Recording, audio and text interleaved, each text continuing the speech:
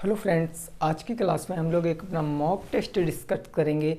ये क्वेश्चन वही क्वेश्चन है जो आप लोगों ने टेलीग्राम ग्रुप पर भेजा था कि इन क्वेश्चनों को बता दीजिए। तो सबसे पहले हम उन क्वेश्चनों को डिस्कस करेंगे और ये सारे बुक के प्रश्न हैं। तो जिन भी टाइप के प्रश्न को आपको दिक्कत होगी लगाने में, उनको नोट कर लेना और उन पर अच्छे से आपको प्रैक्टिस कर लेना है एग्ज़ाम के पहले से, ठीक है ना। तो आइए शुरुआत करते हैं पहले प्रश्न से। पहला क्वेश्चन मैंने यहाँ पर लिख दिया है कि दो संख्याओं का योग 10 तथा उनके वर्गों का योग 52 है, तो संख्याएं आपको बताना है कि वह संख्याएं क्या हो जाएंगी। अब देखो, संख्याएं हम कैसे इस क्वेश्चन को लगाएंगे उस पॉइंट को आपको समझना है। सबसे पहले देखो, संख्याएं कितनी हैं, तो दो संख्याओं की बात कर रहा है। तो हम यहाँ पर मान सकते हैं, हमने मान लिया कि माना हमारी एक संख्या a है और एक संख्या क्या है, b है। हमने दो संख्याएं मान लिया। आप x y भी मान सकते हो, कुछ भी मान सकते हो वेरिएबल में। हमने यहाँ पर a और b मान लिया। अब प्रश्न के अनुसार अगर हम चलेंगे अकॉर्डिंग टू क्वेश्चन, तो प्रश्न क्या कह रहा है, ये कह रहा है कि उनका योग, योग मतलब क्या होता है, प्लस, यानी a प्लस b हमको दिया गया है। और कितना दिया गया है, तो 10 दिया गया है। ये पहली बात दी गई है। दूसरी बात कहा गया उनके वर्गों का योग। वर्गों का योग का मतलब आपको दिया गया है, इनका a का वर्ग करोगे तो a स्क्वायर आएगा, b का वर्ग करोगे तो b स्क्वायर आएगा। और इसकी वैल्यू आपको कितनी दी है, 52 दी गई है। तो ये a square plus b square आ गया 52। अब यहाँ से हमने आपको एक सर्वसंख्या पढ़ाई थी। कौन सी सर्वसंख्या, तो आपको याद होगी, वो मैंने आपको पढ़ाया था a प्लस बी का whole square is equal to A square plus B square और प्लस में क्या होगा 2ab, ये मैंने बताया था। अब यहाँ पर देखो, आपको a square plus B square की वैल्यू पता है, आपको a प्लस बी की वैल्यू पता है। तो आप यहाँ से आसानी से ab की वैल्यू निकाल सकते हो। जब ab की वैल्यू निकलेगी तो हम माइनस वाली सर्वसंख्या लगा के a माइनस बी की वैल्यू निकाल लेंगे, फिर कंपैरिजन कर लेंगे और हम चीज़ों को सॉल्व कर सकते हैं। हमने इसको मान लिया कि ये हमारा समीकरण नंबर 1 है, ठीक है। अब अगर मैं यहाँ पर वैल्यू रखूँगा तो आप देखो, इसके स्थान पर मैं 10 रख दूँगा तो ये 10 का स्क्वायर हो जाएगा।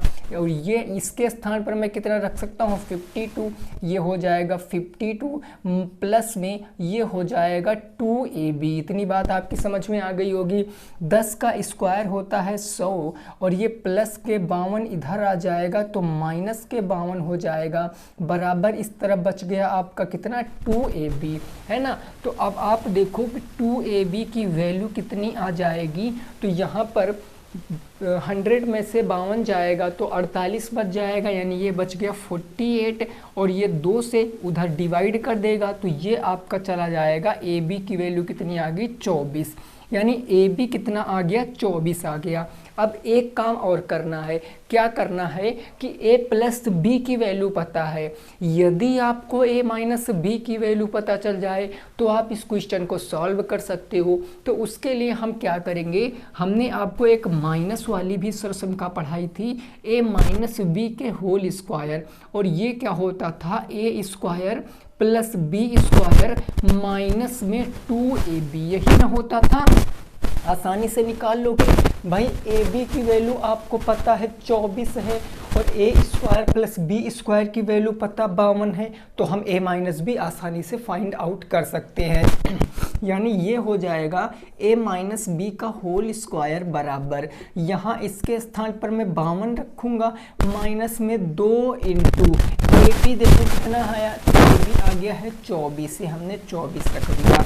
तो a माइनस बी का अगर मैं स्क्वायर कर दूंगा, ये स्क्वायर हो गया, तो भाई 52 में से 24 दूना 48 जाएगा तो 4 बच जाएगा, और ये स्क्वायर अगर उधर जाएगा तो ये रूट में आ जाएगा। यानी हम कह सकते हैं कि a माइनस बी बराबर कितना आ गया, √4 का मतलब 2, और ये हमारा बन गया समीकरण नंबर 2।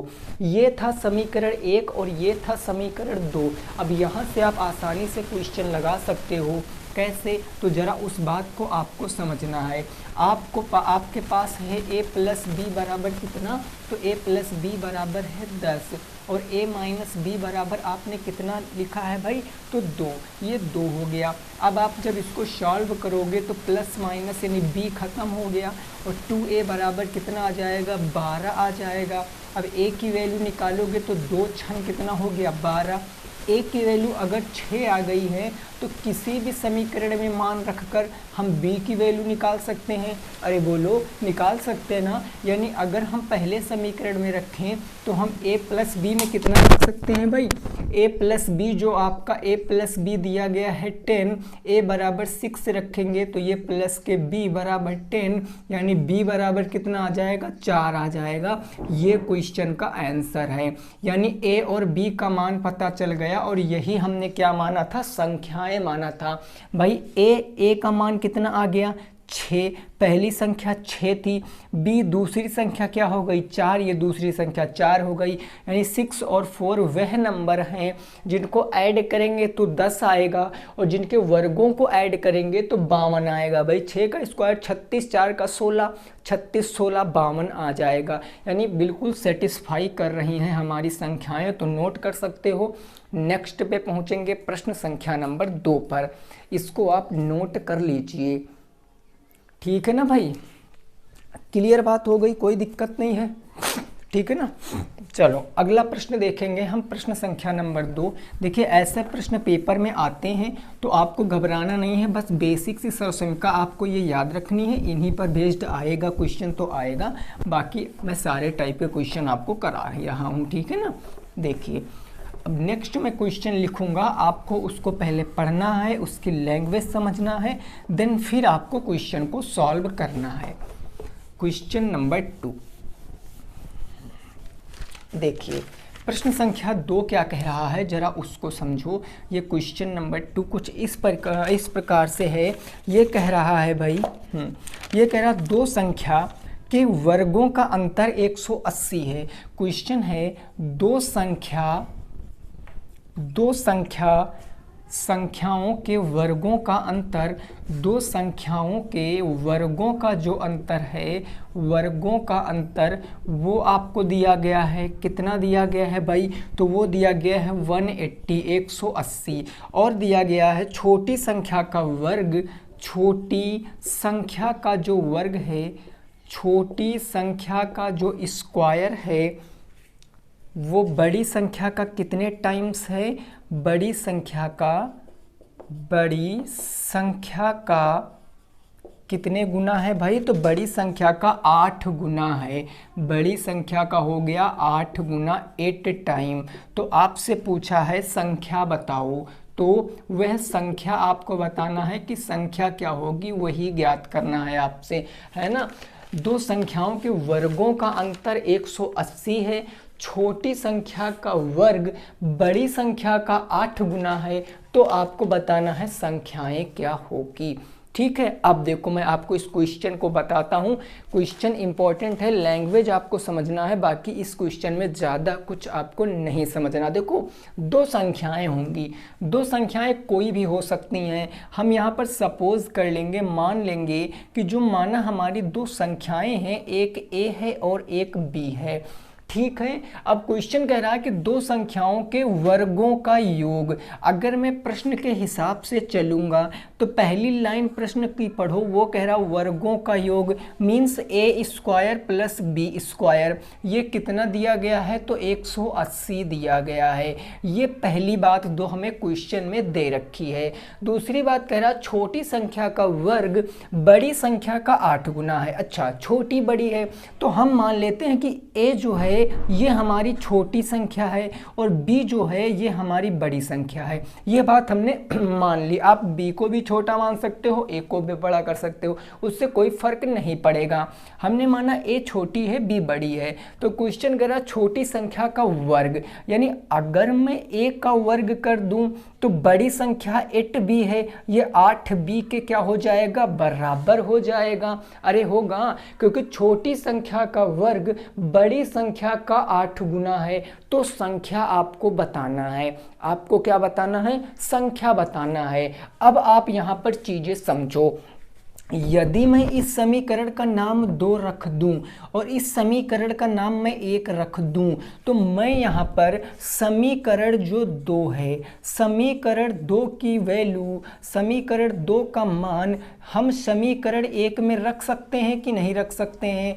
समीकरण 2 का मान समीकरण 1 में रख दे, जहाँ पर ए स्क्वायर है वहाँ हम 8b रख देंगे। यानी ये हमारा था ए स्क्वायर प्लस में बी स्क्वायर और बराबर कितना था 180 था। यानी ए स्क्वायर के स्थान पर हम कितना फिल कर सकते हैं 8b। तो हमने कहा भैया 8b और प्लस में हो गया बी स्क्वायर बराबर हो गया 180। 180 को हम इधर ले आएंगे तो हम इसको बिल्कुल सीक्वेंस में लिख लेते हैं, बी स्क्वायर प्लस में 8b और माइनस का 180 बराबर उस तरफ क्या बच गया 0 बच गया। अब ये क्या बन गया, ये आपकी क्वाड्रेटिक इक्वेशन बन गई, द्विघात समीकरण बन गया। भाई अब इस तरीके के क्वेश्चन को सॉल्व करना मैंने आपको सिखा रखा है। ये कैसे क्वेश्चन होते हैं, तो ये ax स्क्वायर प्लस में bx प्लस में c बराबर 0 प्रकार, इस प्रकार के समीकरण होते हैं। तो आप यहाँ देखो 180 के ऐसे गुणनखंड करो कि आपको प्लस के 8b लाना है। तो कैसे करेंगे सर, उस बात को हम समझते हैं।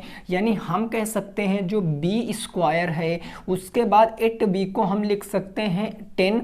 भाई 10 8 80 होता है ना, ये 18 दहम्मा 180, ये बिल्कुल सही बात है। यानी 18b और माइनस कर देंगे हम 10b और फिर है माइनस का 180 बराबर के 0। ये बात कैसे मैंने लिखी, क्योंकि 18 दहम्मा 180, 180 आना चाहिए और यहाँ हमको प्लस में 8 चाहिए था, तो हमने प्लस वाली संख्या को बड़ा कर दिया। अब 4 पद हो गए, 2-2 के पेयर बना के क्या ले लेंगे, कॉमन ले लेंगे।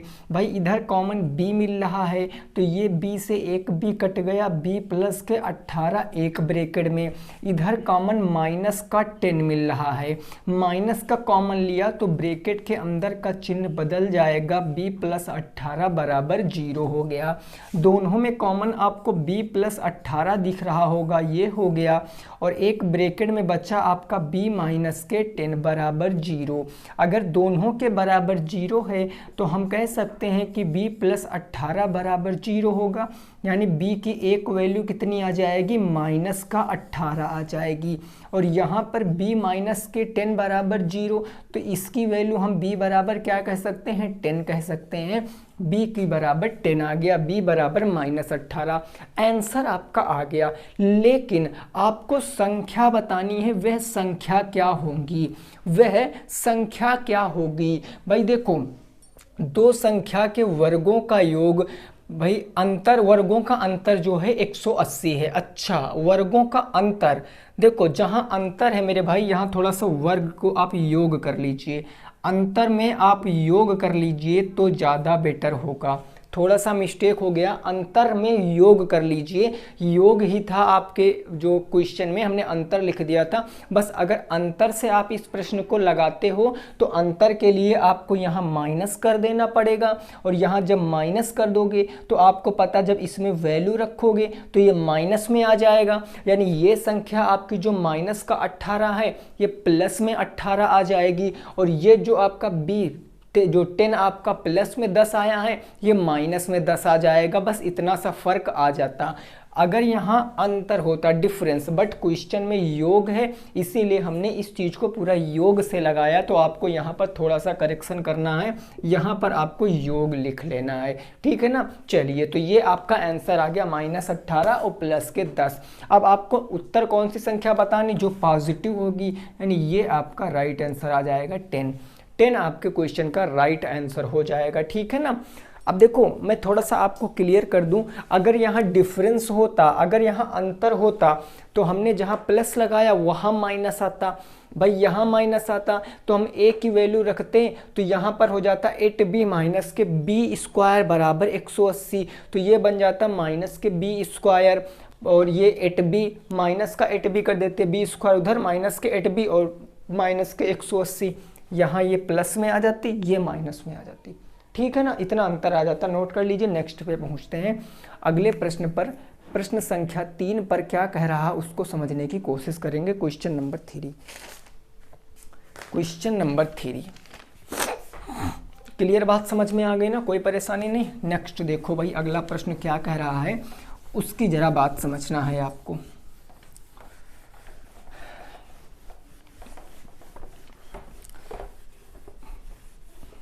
क्वेश्चन नंबर होगा अब हमारा 3, है ना। देखिए प्रश्न संख्या 3 क्या है, जरा उस बात को समझिए। क्वेश्चन नंबर 3 ये कुछ इस प्रकार से कह रहा है प्रश्न आपके पेपर। क्वेश्चन ऐसे है, क्वेश्चन है एक डायग्राम बना हुआ है, एक चित्र बना हुआ है, ठीक है ना। ये ऐसे एक फिगर बना हुआ जिसका नाम है ए, बी और सी। उसके बाद इसमें एक लाइन है, ऐसे करके एक लाइन है जो बिंदु डी और बिंदु ई पर क्रॉस कर रही है। ये भुजा दिया गया है 1.5 सेंटीमीटर, ये भुजा दिया गया है 1 सेंटीमीटर, ये 1.5 सेंटीमीटर है ना।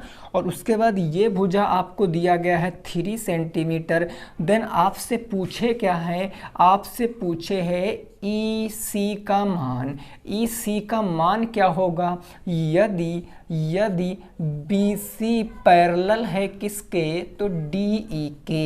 ये क्वेश्चन में दिया गया है और इसकी आपकी वैल्यू पूछे है। इस तरीके के मैंने 2 क्वेश्चन लिए हैं, आपके बुक में केवल यही एक प्रश्न था, बट मैंने एक क्वेश्चन और इससे क्रिएट कर लिया है बिल्कुल ऐसे फिगर से, ताकि मैं आपको चीज़ें बिल्कुल अच्छे से एक्सप्लेन कर सकूं। अब देखो यहाँ पर बात होती क्या है, मैंने इस पर एक सेशन भी पूरा लिया हुआ है, इस टॉपिक के ऊपर पूरा एक सेशन मैंने लिया है। इसको बोलते हैं कंसेप्ट ऑफ सिमिलरिटी, है ना, यानी कि समरूपता के ऊपर ये क्वेश्चन है।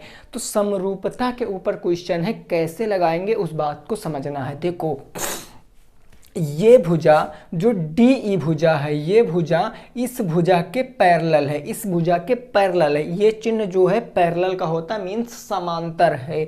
तो अगर ये भुजा इस भुजा के समांतर है तो करस्पॉन्डिंग साइड जो होती हैं वो बराबर हो जाती हैं। करस्पॉन्डिंग का मतलब संगत भुजाएं। अब यहाँ से आपको 2 त्रिभुज दिख रहे होंगे। कौन कौन से 2 त्रिभुज, तो आपको एक छोटा वाला त्रिभुज दिख रहा होगा, ऐसा वाला, है ना, और आपको एक बड़ा वाला त्रिभुज दिख रहा होगा। भाई 2 त्रिभुज आपको दिख रहे होंगे। समझना यहाँ से क्वेश्चन आ सकता है, एक बार ये आया हुआ ये प्रश्न मैं करा रहा हूँ, ठीक है ना। इसका नाम छोटे वाले का क्या हो जाएगा, ए डी और ई, इसका नाम हो गया ए डी और ई। और बड़े वाले का पूरा नाम क्या होगा, ए बी और सी। ये बड़े वाले का नाम होगा ए बी और सी, ठीक है ना। अब आप देखो यहाँ पर आपसे पूछा क्या गया है, ई और सी का आपसे पूछा गया इसकी वैल्यू क्या होगी। तो मेरे भाई आपको याद क्या रखना है, अगर ये भुजा इस भुजा के पैरेलल हो गई, यानी कि ये भुजा इस भुजा के पैरेलल है, तो ये दोनों त्रिभुज क्या होंगे, समरूप हो जाएंगे।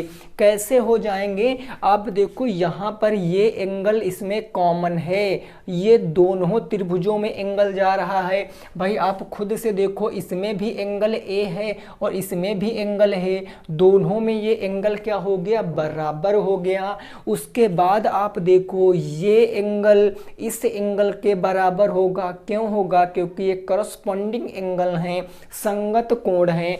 ठीक उसी प्रकार ये एंगल इस एंगल के बराबर हो जाएगा, क्योंकि जब 2 एंगल आपस में बराबर हो गए तो तीसरे को तो अपने आप बराबर होना पड़ेगा। तो बस ये क्या हो गए, सिमिलर हो गए। यानी हम यहाँ से कह सकते हैं कि जो त्रिभुज हमारा ए डी और ई, नीचे लिखते हैं थोड़ा सा भाई, हम कह सकते हैं जो त्रिभुज हमारा ए डी और ई है ये सिमिलर है। सिमिलर का मतलब एक ऐसा चिन्ह लगता है, ठीक है ना। इसके नीचे अगर मैं 2 लाइन लगा दूंगा तो ये कॉन्ग्रेंस हो जाएगा, मतलब ये सर्वांगसम हो जाएगा। लेकिन मैंने लाइनें नहीं लगाई, मीन्स ये सिमिलर, समरूपता का ये चिन्ह होता है। ये किसके समरूप होगा, पी ए बी और सी के।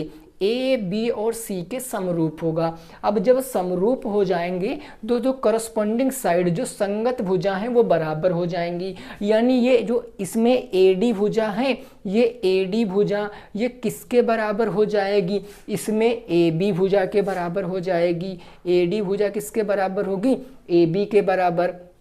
उसके बाद ये जो ए ई भुजा होगी ये किसके बराबर होगी, ए सी के बराबर होगी। यानी ये हम कह सकते हैं जो ए ई भुजा होगी, ए ई ये किसके बराबर होगी, ए सी के बराबर होगी। तीसरी भुजा में क्या कह सकता हूँ, जो डी ई भुजा होगी वो बी सी के बराबर होगी। यानी मैं कह सकता हूँ कि जो डी ई भुजा होगी वो किसके बराबर होगी, बी सी के बराबर होगी। अब आपसे पूछे क्या है, आपसे ई और सी पूछे है, क्या पूछे है, ई और सी, यानी ई सी, इसका आपसे पूछे है इसकी वैल्यू क्या होगी। तो आप कैसे निकालोगे इसकी वैल्यू, आपको कुछ नहीं करनी है। अगर आप ए सी का मान निकाल लो, अगर आप ए सी का मान निकाल लो तो आप आसानी से बता सकते हो एक घटा करके ई सी होगा। तो अगर देखो हमें ए सी चाहिए, बाकी हमें तो कुछ चाहिए नहीं भाई, ए बी और ये ए सी, तो इसका हमें कोई यहाँ पर ज़रूरत नहीं है, हमें दो ही साइड से काम चल जाएगा। तो हम इसको क्या कर देते, रफ कर देते हैं।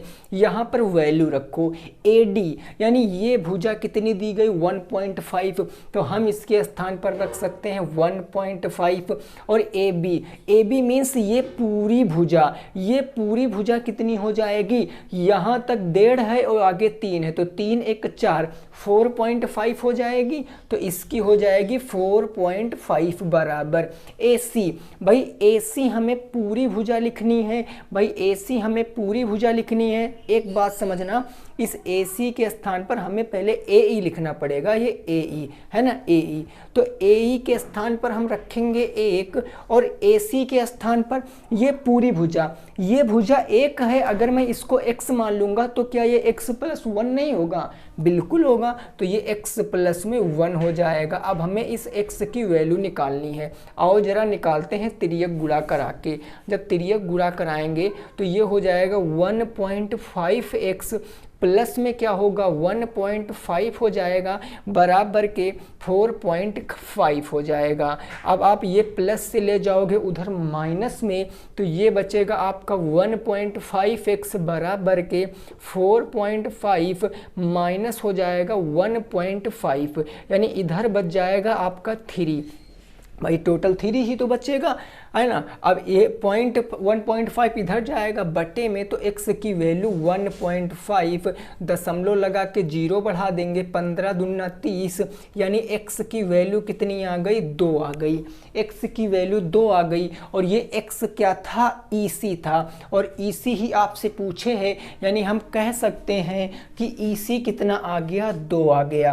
तो यहाँ से आप देखो EC आ गया 2 सेंटीमीटर, यही क्वेश्चन का बिल्कुल सही जवाब है। 2 सेंटीमीटर बिल्कुल सही जवाब है। हो सकता है कुछ विद्यार्थियों को ये प्रश्न समझ में ना आया हो, लेकिन मैंने एक क्वेश्चन और ऐसा ले रखा है, मैं आपको कंसेप्ट बिल्कुल अच्छे से क्लियर कराऊंगा, आप बिल्कुल इससे निश्चिंत रहिए, ठीक है ना। ये आपको हो सकता है ना समझ में आया हो, आप इसका स्क्रीनशॉट लीजिए, बिल्कुल सिमिलर ऐसा ही क्वेश्चन आपको एक और दे रहा हूँ, उसको आप ट्राई कीजिए, है ना। ठीक है भाई, चलिए नेक्स्ट मैं चौथा क्वेश्चन बिल्कुल ऐसा ही दे रहा हूँ, आपको उसको ट्राई करना है। बस आपको ये याद रखना है, अगर पैरेलल दे दिया, अगर समांतर दे दिया, तो करस्पॉन्डिंग साइड जो होंगी वो आपस में बराबर होती हैं दोनों ट्रायंगल की। बस ये बात आपको दिमाग में सेट कर लेना है एक बार, फिर कैसा भी क्वेश्चन आ जाए आप उसको इजीली फाइंड कर सकते हो, कुछ भी आपसे पूछे। तो ज़रा इस क्वेश्चन को आप देखो, क्वेश्चन नंबर 4। यहाँ पर भी एक ट्रायंगल मैं बनाए दे रहा हूँ भाई, ये मैंने एक यहाँ पर ट्रायंगल बना दिया, ठीक है ना। इसका नाम भी मैं देता हूँ ए बी और सी। यहाँ से भी आपका एक लाइन गई है, ये है ई पर और ये है डी पर, ठीक है ना, ये लाइन गई है और इसमें आपको वैल्यू दे रखा है, ये वैल्यू दे रखा है, ये डी बी ये है 7.2 सेंटीमीटर और इधर की आपको दिया 5.4 सेंटीमीटर, 5.4 सेंटीमीटर, ये दिया है 1.8 सेंटीमीटर।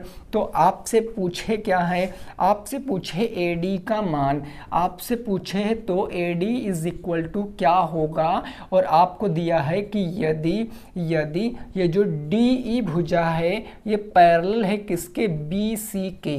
तो ये बात आपको दी गई है और आपसे AD पूछा है। एक बार ट्राई कीजिए खुद से, दो ट्रायंगल बन रहे हैं, जो करस्पॉन्डिंग साइड होंगी वो आपस में इक्वल हो जाएंगी। एक बार ट्राई कीजिए, फिर मैं आपको कराता हूँ, ठीक है ना। चलिए देखो साथ में करते हैं हम लोग। अब यहाँ से दो ट्रायंगल बन रहे हैं भाई, एक तो छोटा वाला हमने बना लिया। देखो मैं अलग से ट्रायंगल इसलिए बना के बता रहा हूँ ताकि आप समझ जाओ, वैसे आप यहाँ भी बता सकते हो क्रॉस करके कि कितना आंसर आएगा। और एक बड़ा वाला मैंने ट्रायंगल ऐसे बना लिया, बड़े वाले का नाम है ABC, 3 वर्टेक्स हो गए A B और C, और इसके 3 वर्टेक्स होंगे A D और E। आपको पता है कि ये जो DE भुजा है ये किसके पैरेलल है, BC के पैरेलल है, ये BC के पैरेलल है। तो आप देखो यहाँ पर दोनों में एंगल A कॉमन है, दोनों में एंगल कॉमन है, ये देखो दोनों में एंगल A क्या है, कॉमन मिल गया।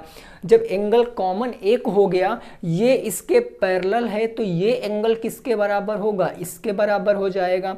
अगर दो एंगल बराबर हो गए तो तीसरा अपने आप क्या हो जाएगा, बराबर हो जाएगा। तो ये क्या हो गया, सेटिस्फाई हो गया एंगल एंगल से। यानी हम कह सकते हैं कि जो हमारा त्रिभुज ADE है वो सिमिलर होगा किस त्रिभुज के, तो ABC के, इस त्रिभुज के सिमिलर होगा।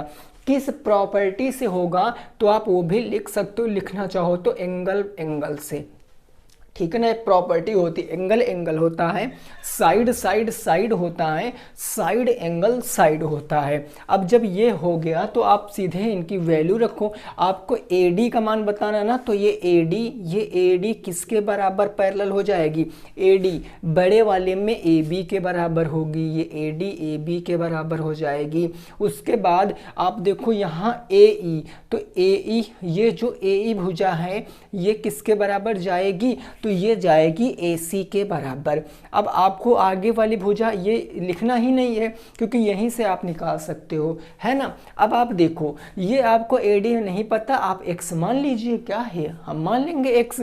यहाँ पर अगर मैं वैल्यू रखेंगे भाई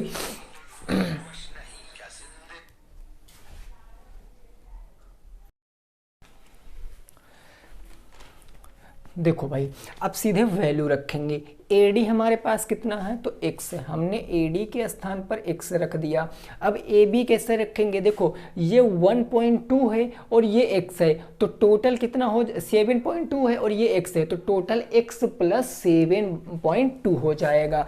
यानी ये हो जाएगा x प्लस 7.2 हो जाएगा निश्चित तौर पे, है ना भाई। देखो ये x माना हमने, तो ये पूरी हमें लंबाई लेनी है ना, तो ये 7.2 हम इसमें ऐड कर देंगे क्योंकि ये AB, देखो AB कंसीडर करना है हमको, ये x तो इसमें ऐड कर, समझ रहे हो ना। अब यहाँ AE देखो, AE कितना है, आप देखो 1.8 है, तो AE के स्थान पर हमने 1.8 रख दिया। और AC कितना है, AC टोटल ऐड करो तो 8 4 12 के 2 हासिल 1 आ गया, और ये आ गया 5 1 6 1 7 7.2 आ गया। अब आसानी से आप यहाँ गुणा करा के अपना आंसर निकाल लो। जब मैं गुणा कराऊंगा तो ये 7.2x हो जाएगा भाई, 7.2x बराबर के, यहाँ x का हम 1.8 से कराएंगे तो 1.x हो जाएगा, है ना। फिर प्लस है तो प्लस का, अब 1.8 का हम 7.2 से कराएंगे तो 18 दूना 36 के 6 कैरी 3 आ गया, 18 सत्ते कितना होता है भाई, 126, है ना। 126 में अगर हम 3 जोड़ेंगे तो 26 और 3 129, ये हो गया 129। कितने अंक बाद 0 लगेगा, पॉइंट लगेगा, तो 1 और 1 2 अंक बाद, ये 2 अंक बाद।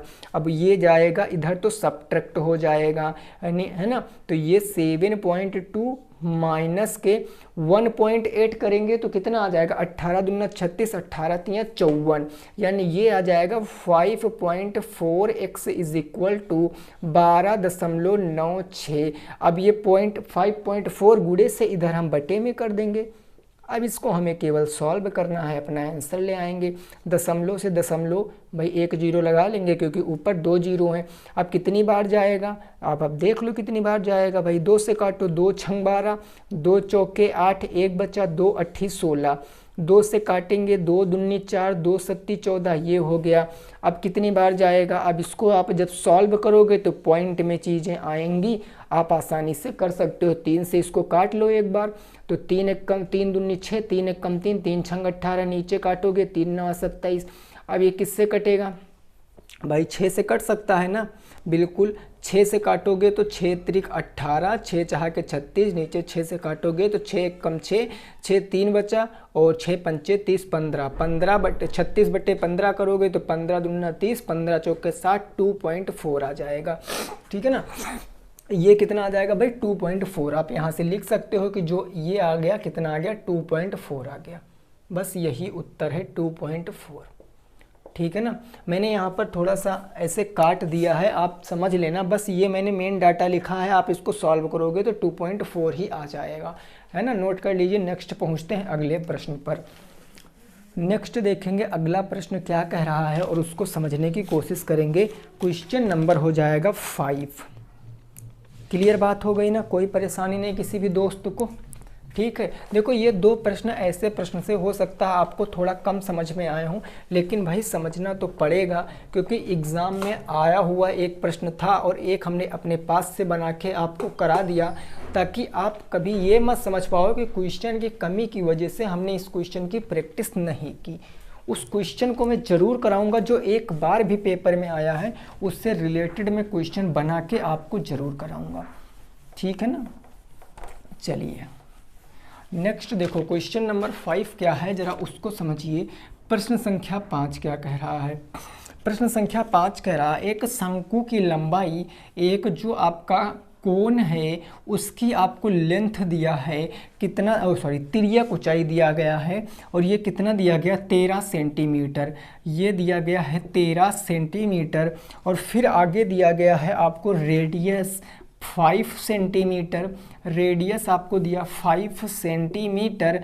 तो आपसे पूछा क्या गया है, आपसे पूछे सिंपल हाइट, केवल हाइट आपसे पूछे है, हाइट क्या होगी। देखो ये जो L है ना, इसका मतलब होता है स्लंट हाइट, हिंदी में इसको कहते हैं तिर्यक ऊंचाई और इंग्लिश में कहते हैं स्लंट हाइट।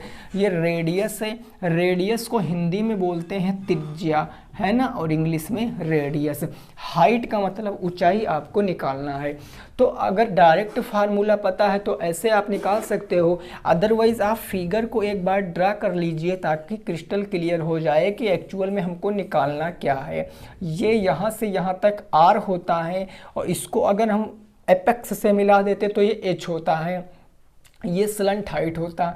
ये आपको 13 दिया है, ये आपको 5 दिया, तो ये निकाल कर बता दोगे बिल्कुल आसानी से, क्योंकि आपको पता है कि L का फार्मूला क्या होता है, राइट एंगल ट्रायंगल की प्रॉपर्टी H स्क्वायर प्लस में R स्क्वायर, यही तो होता है आपको बिल्कुल। तो L बराबर आप यहाँ से अगर निकालोगे स्क्वायर इधर, तो ये हम इसको ऐसे भी रिप्रेजेंट कर सकते हैं H स्क्वायर प्लस में R स्क्वायर। आप कहोगे बिल्कुल सही बात है, 13 का स्क्वायर यहाँ हो जाएगा प्लस H हमें निकालना है और R मतलब 5 का स्क्वायर हो जाएगा। 13 का स्क्वायर 169, 5 का स्क्वायर 25, इधर माइनस हो जाएगा और ये बराबर हो जाएगा H स्क्वायर, यानी ये बचेगा आपका 144। स्क्वायर हटाओगे तो रूट आ जाएगा, यानी H बराबर रूट 144 मीन्स क्या आ जाएगा 12 सेंटीमीटर। क्वेश्चन का सही जवाब, यानी ये जो हाइट थी कितनी आ गई तो 12 सेंटीमीटर आ गई। ये सिंपल क्वेश्चन था, आपने लगा लिया होगा, ठीक है ना, 12 सेंटीमीटर। ठीक है, चलिए छोटा क्वेश्चन था तो हम बिना किसी देरी के अगले प्रश्न पे पहुंचेंगे, प्रश्न संख्या 6 पर, और उसको सॉल्व करेंगे। आपको कमेंट करके बताना है ज़रूर कि किस क्वेश्चन में आपको दिक्कत है, तो उस चीज़ को मैं आपको नेक्स्ट क्लास में ज़रूर कराऊंगा, ठीक है ना। अगला क्वेश्चन देखते हैं। अगला क्वेश्चन लिखा हुआ है कि एक वृत्ताकार मैदान के चारों ओर अंदर 4 मीटर चौड़ा रास्ता बना हुआ है। यदि मैदान की त्रिज्या 30 मीटर है तो मार्ग का क्षेत्रफल आपको ज्ञात करना है। एक बात आप याद रखना है इस क्वेश्चन में, खैर यहाँ तो मेंशन करके दिया गया है कि रास्ता अंदर बना है, लेकिन अगर क्वेश्चन में रास्ते का जिक्र नहीं है कि वो अंदर बना है कि बाहर बना है, तो 90% केसों में रास्ता अंदर ही बनता है, आपको रास्ते को अंदर ही बनाना पड़ेगा। ठीक है ना। तो शुरू करिए इस क्वेश्चन को, बताइए क्या आएगा इस क्वेश्चन का राइट आंसर। सबसे पहले हम देखते हैं कि जो मैदान है वो कैसा है, सर्किल टाइप का है, यानी वृत्ताकार है। तो मैं यहाँ पर एक वृत्ताकार मैदान बना लेता हूँ, ये हमारा वृत्ताकार मैदान हो गया। ठीक, और मैदान की त्रिज्या कितनी है, 30 मीटर। अब आपको पता है कि ये सेंट्रॉइड होगा, और सेंट्रॉइड से सरकमफेरेंस तक की दूरी को हम रेडियस त्रिज्या कहते हैं। यानी ये कितना है, तो ये आपको दिया गया है 30 मीटर, हमने लिख लिया 30 मीटर। अब इसके अंदर 4 मीटर चौड़ा रास्ता बना है, तो जो रास्ता है वो भी सर्किल के आकार का होगा, है ना। तो हम इसके अंदर 4 मीटर चौड़ा रास्ता बना लेते हैं। ये हमने समझ लिया कि 4 मीटर चौड़ा रास्ता है, यानी यहाँ हम अगर कह लें तो इसकी पूरी लंबाई कितनी होगी, 4 मीटर हो जाएगी। अब आपसे कहा है कि मार्ग इन द सेंस रास्ते का क्षेत्रफल आपको बताना है, पथ का क्षेत्रफल बताना है, तो कैसे बताएंगे। सबसे पहले हम क्या कर सकते हैं, सबसे पहले हम मैदान का क्षेत्रफल निकाल लेते हैं। तो आप यहाँ से हमें ये बताओ कि जो मैदान का क्षेत्रफल होगा वो क्या हो जाएगा, फील्ड का जो एरिया होगा वो क्या होगा। क्योंकि मैदान कैसा है, सर्किल के आकार का, तो सर्किल का एरिया क्या होता है, पाई आर स्क्वायर। पाई आर की वैल्यू रखेंगे 22/7 इंटू आर। आर कितना है, तो रेडियस आप देखो मैदान की कितनी है, 30 मीटर। यानी इस पूरे भाग का हम क्षेत्रफल निकालेंगे तो रेडियस हमारे सामने कितनी आएगी, 30। तो 30 इंटू कितना हो जाएगा भाई, 30 हो जाएगा, कोई दिक्कत नहीं। जब इसको हम सॉल्व करेंगे तो ये आ जाएगा 22 इंटू 3 तियाँ कितना हो गया, 9, यानी 900, और बटे कितना हो गया, वो हो गया 7। कोई प्रॉब्लम। अब इसको हम सॉल्व करेंगे तो आप देखो 9 दूनी 18, कैरी 1, 9 दूनी 18, 1 19, 198 पीछे 00 बट्टे में 7 मीटर स्क्वायर। हम इसको काटेंगे नहीं, है ना, ऐसे ही रखेंगे क्योंकि अभी हमें सब्ट्रैक्ट भी करना पड़ेगा। तो ये आ गया मैदान का क्षेत्रफल। अब ये मैदान का जो क्षेत्रफल है इसमें रास्ता भी इंक्लूड है। अब हम रास्ते का क्षेत्रफल नहीं देखेंगे, हम लिखेंगे इस बिना रास्ते का क्षेत्रफल। इसमें रास्ता जुड़ा हुआ है, आप देखो यहाँ से यहाँ तक की दूरी, मतलब इसमें 4 मीटर रास्ता जुड़ा हुआ, तो हम लिखेंगे कि बिना रास्ते का क्षेत्रफल कितना होगा। बिना रास्ता का क्षेत्रफल अगर मैं निकालूंगा तो उसका भी भाई कैसा होगा, एरिया पाई आर स्क्वायर हो जाएगा, यानी ये भी होगा पाई आर स्क्वायर। तो अब हम पाई आर की वैल्यू रखेंगे 22/7 इंटू रेडियस में आपको समझना पड़ेगा। क्या समझना पड़ेगा कि भाई अगर हम रास्ता को जोड़े थे तो टोटल हमारी रेडियस 30 मीटर थी, लेकिन इसमें 4 मीटर चौड़ा रास्ता क्या हो गया है, जुड़ गया है। मतलब रेडियस अब कितनी हो जाएगी, तो आप स्वयं से बताओगे कि रेडियस होगी 30 माइनस के 4। भाई ये पूरा रास्ता है, रास्ते के अंदर 4 मीटर क्या है, 4 मीटर रास्ता बना, तो 30 में से 4 घटाएंगे तो रेडियस कितनी आ जाएगी, 26 मीटर। यानी ये हो जाएगा 26 इंटू के कितना हो जाएगा, 26 हो जाएगा। जब हम इसको सॉल्व करेंगे तो ये आ जाएगा 22/7, ये 26 और 26 का गुणा करा लीजिए, 6 चाह के 36 के कितना हो जाएगा, 6 हासिल कितना आ गया, 3 6 दूनी 12 और 12 दूना हो गया 24, 24 में 3 जोड़ेंगे तो 27 हासिल 2, 2 दूनी 4, 4 2 6, यानी ये आ गया बेसिकली आपका निकल कर 22 इंटू 676 और बट्टे क्या हो गया 7 मीटर स्क्वायर। ये बिना रास्ते का क्षेत्रफल है और ये रास्ता सहित क्षेत्रफल है। अब आप एक बात हमें बता दीजिए, हम इसको कैसे आसानी से निकाल सकते हैं। अब आप यहाँ पर एक बात पर क्या गौर करो, आपने देखा रेडियस क्या थी, जो रेडियस थी वहाँ 30 थी और यहाँ रेडियस 26 हो गई। यहाँ पर भी 22/7 क्या है, कॉमन है, यहाँ 22/7 कॉमन है और यहाँ भी 22/7 कॉमन है। ये 22/7 किसकी वैल्यू होती, पाई आर की।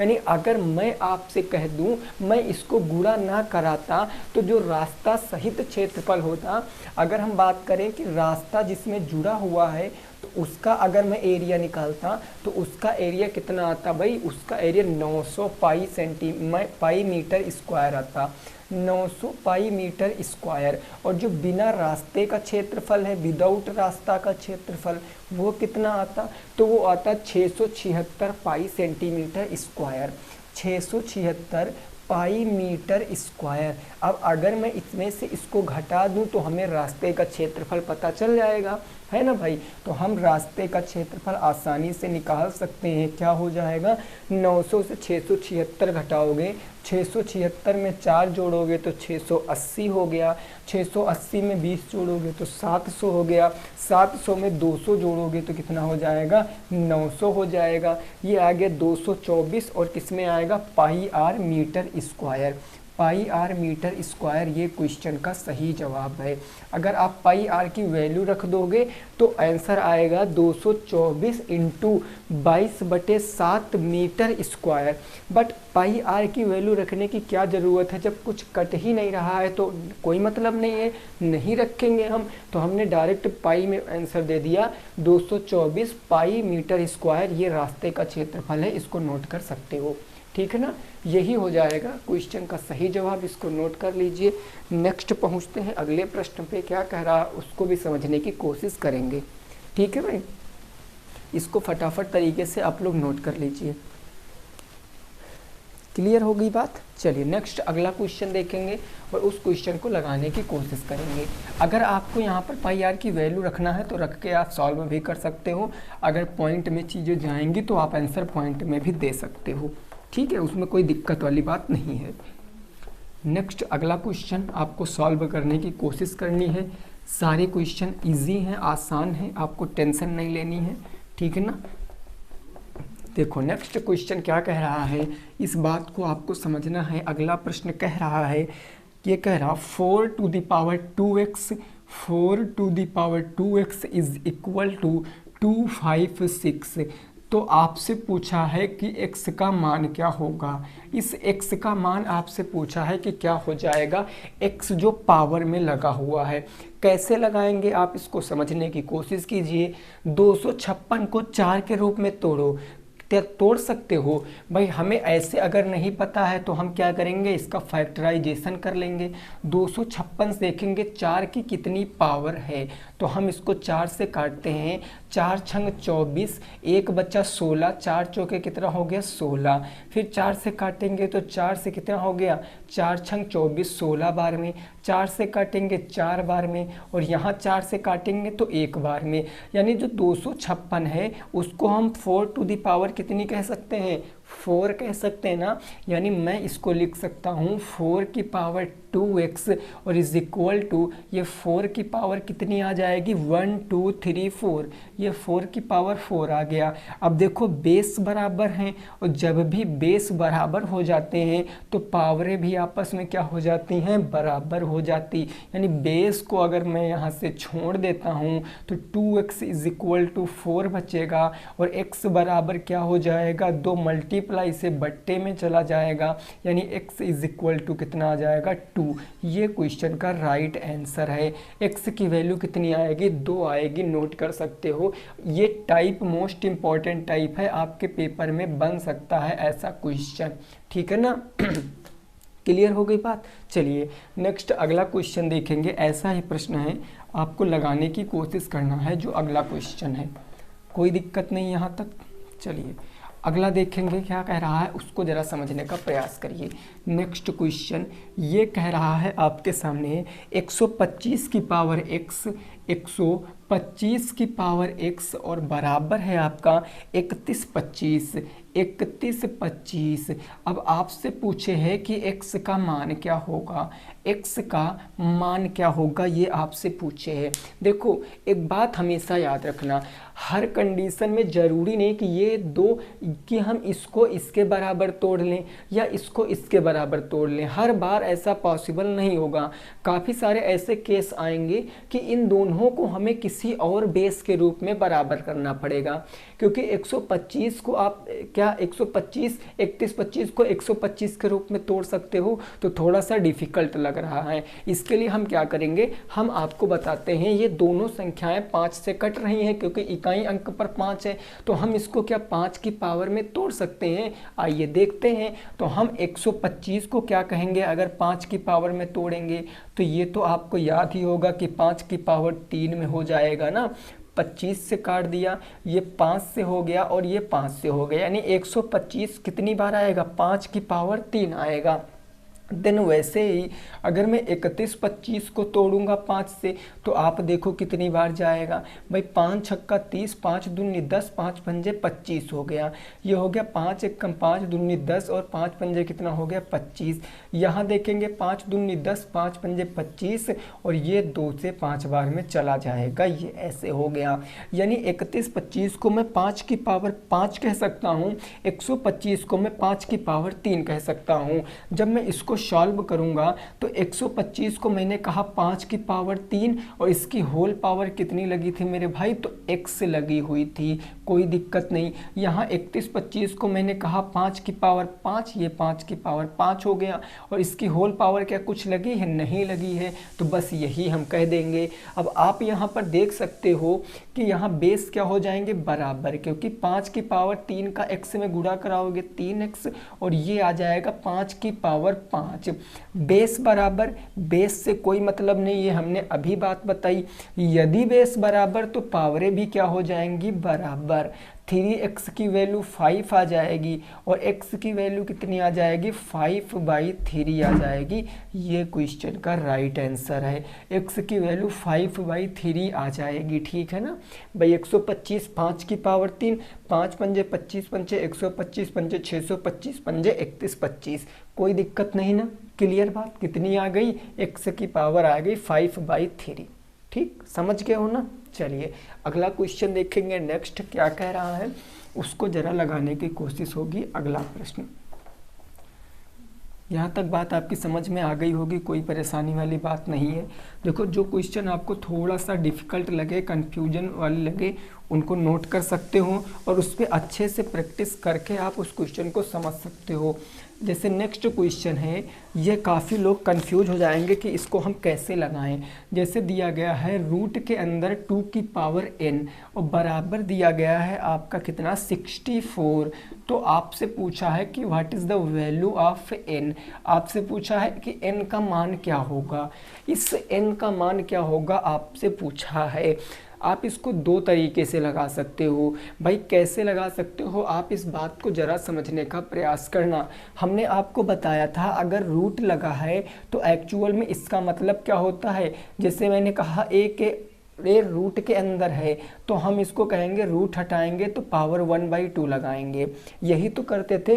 एक तो इससे लगा सकते हो, एक आपको पता है रूट का मतलब यहाँ 2 होता और यहाँ वाली संख्या जाती है तो इस संख्या के बट्टे में आ जाती ना, तो बात घूम फिर कर वहीं पर आ जाएगी। तो मैं इसको कह सकता हूँ, मैं इसको क्या कह सकता हूँ, ये जो 2 की पावर लिखी है इसको मैं n/2 कह सकता हूँ। आप कहोगे सर बिल्कुल कह सकते हो। अब 64, ये 64 हो गया। अब आप 64 को 2 के रूप में तोड़ने की कोशिश करो। 2 दूनी 4 दूनी 8 दूनी 16 दूना 32 दूना 64, कितनी बार जाएगा आप स्वयं से देख सकते हो। तो आप 64 को यहाँ पर देखो कितनी बार जाएगा, एक बार आप बताओ। तो 64 को आप देखोगे 2 दूनी 4 दूनी 8 16 32 और 64 6 बार में जाएगा। तो हम इसको 2 की पावर 6 कह सकते हैं। 2 से 2 हमारा बेस बराबर ख़त्म, यानी n/2 बराबर कितना बच जाएगा 6 बच जाएगा। 6 बट्टे से गुणे में जाएगा तो n की वैल्यू कितनी आ जाएगी 12 आ जाएगी। n की वैल्यू 12 इस क्वेश्चन का बिल्कुल सही जवाब हो जाएगा। 12 बिल्कुल राइट आंसर हो जाएगा, नोट कर सकते हो, ठीक है ना। 12 कितना आएगा, बिल्कुल सही जवाब आ जाएगा। ठीक है भाई, चलिए नेक्स्ट पहुंचते हैं, अगला प्रश्न, और उस प्रश्न को लगाने की कोशिश करते हैं वो प्रश्न क्या कह रहा है। ठीक है, क्लियर। चलिए नेक्स्ट देखेंगे अगला प्रश्न क्या है, जरा समझिए। यहाँ तक बात आपकी समझ में आ गई होगी। अगला क्वेश्चन क्या है जरा उसको समझिए। ये क्वेश्चन कह रहा है कि एक बेलन का संपूर्ण पृष्ठ, एक जो सिलेंडर है, बेलन है, उस बेलन का जो संपूर्ण पृष्ठ है यानी टोटल सरफेस एरिया वो आपको गिवन है। कितना गिवन है, तो वो गिवन है 165 पाई आर मीटर स्क्वायर। ठीक है ना। फिर तथा आपको क्या दिया गया है, आपको दिया गया आधार की त्रिज्या, बेस दिया गया है आपको, आधार की रेडियस वो कितनी दी गई है, 5 सेंटीमीटर। आधार की जो त्रिज्या है वो दिया गया है 5 सेंटीमीटर। तो आपसे पूछा क्या है आपसे पूछा बेलन का आयतन। आपसे क्या पूछे है, बेलन का आयतन। इस क्वेश्चन को लगाओ कि बेलन का आयतन क्या होगा। एक बार कोशिश करो इस प्रश्न को लगाने की फटाफट तरीके से। एक चीज़ का ध्यान रखना, इसमें यूनिट का ध्यान रखना, नहीं तो फिर गलत कर दोगे। ठीक है ना। फटाफट लगाने की कोशिश करो इस क्वेश्चन को, क्या आएगा राइट आंसर। ठीक है भाई, जल्दी से लगाओ इस प्रश्न को। देखो यहाँ जो सिलेंडर है इसका टोटल सरफेस एरिया आपको किस में दिया गया है, मीटर में दिया गया है, बट जो रेडियस दी गई है वो सेंटीमीटर में दी गई है। तो ये दोनों चीज़ क्या हो सकते हैं, अलग अलग नहीं हो सकते हैं, हमको सेम करना पड़ेगा। तो हम रेडियस को किस में कन्वर्ट कर सकते हैं, रेडियस को हम मीटर में कन्वर्ट कर सकते हैं, क्योंकि आपको पता है कि 1 मीटर में 100 सेंटीमीटर होते हैं। तो अगर मैं इसको मीटर में बदलूंगा तो 5/100 कह सकते हैं कि नहीं कह सकते हैं, बताओ। अगर ये रेडियस सेंटीमीटर में है, इसको मीटर में बदलेंगे तो 100 से भाग करेंगे, भाई ये 5/100 मीटर आ जाएगा। आएगा कि नहीं आएगा, बिल्कुल सही बात है। अब आपको दिया गया है संपूर्ण पृष्ठ, संपूर्ण पृष्ठ दिया गया, हम यहाँ से हाइट निकालेंगे।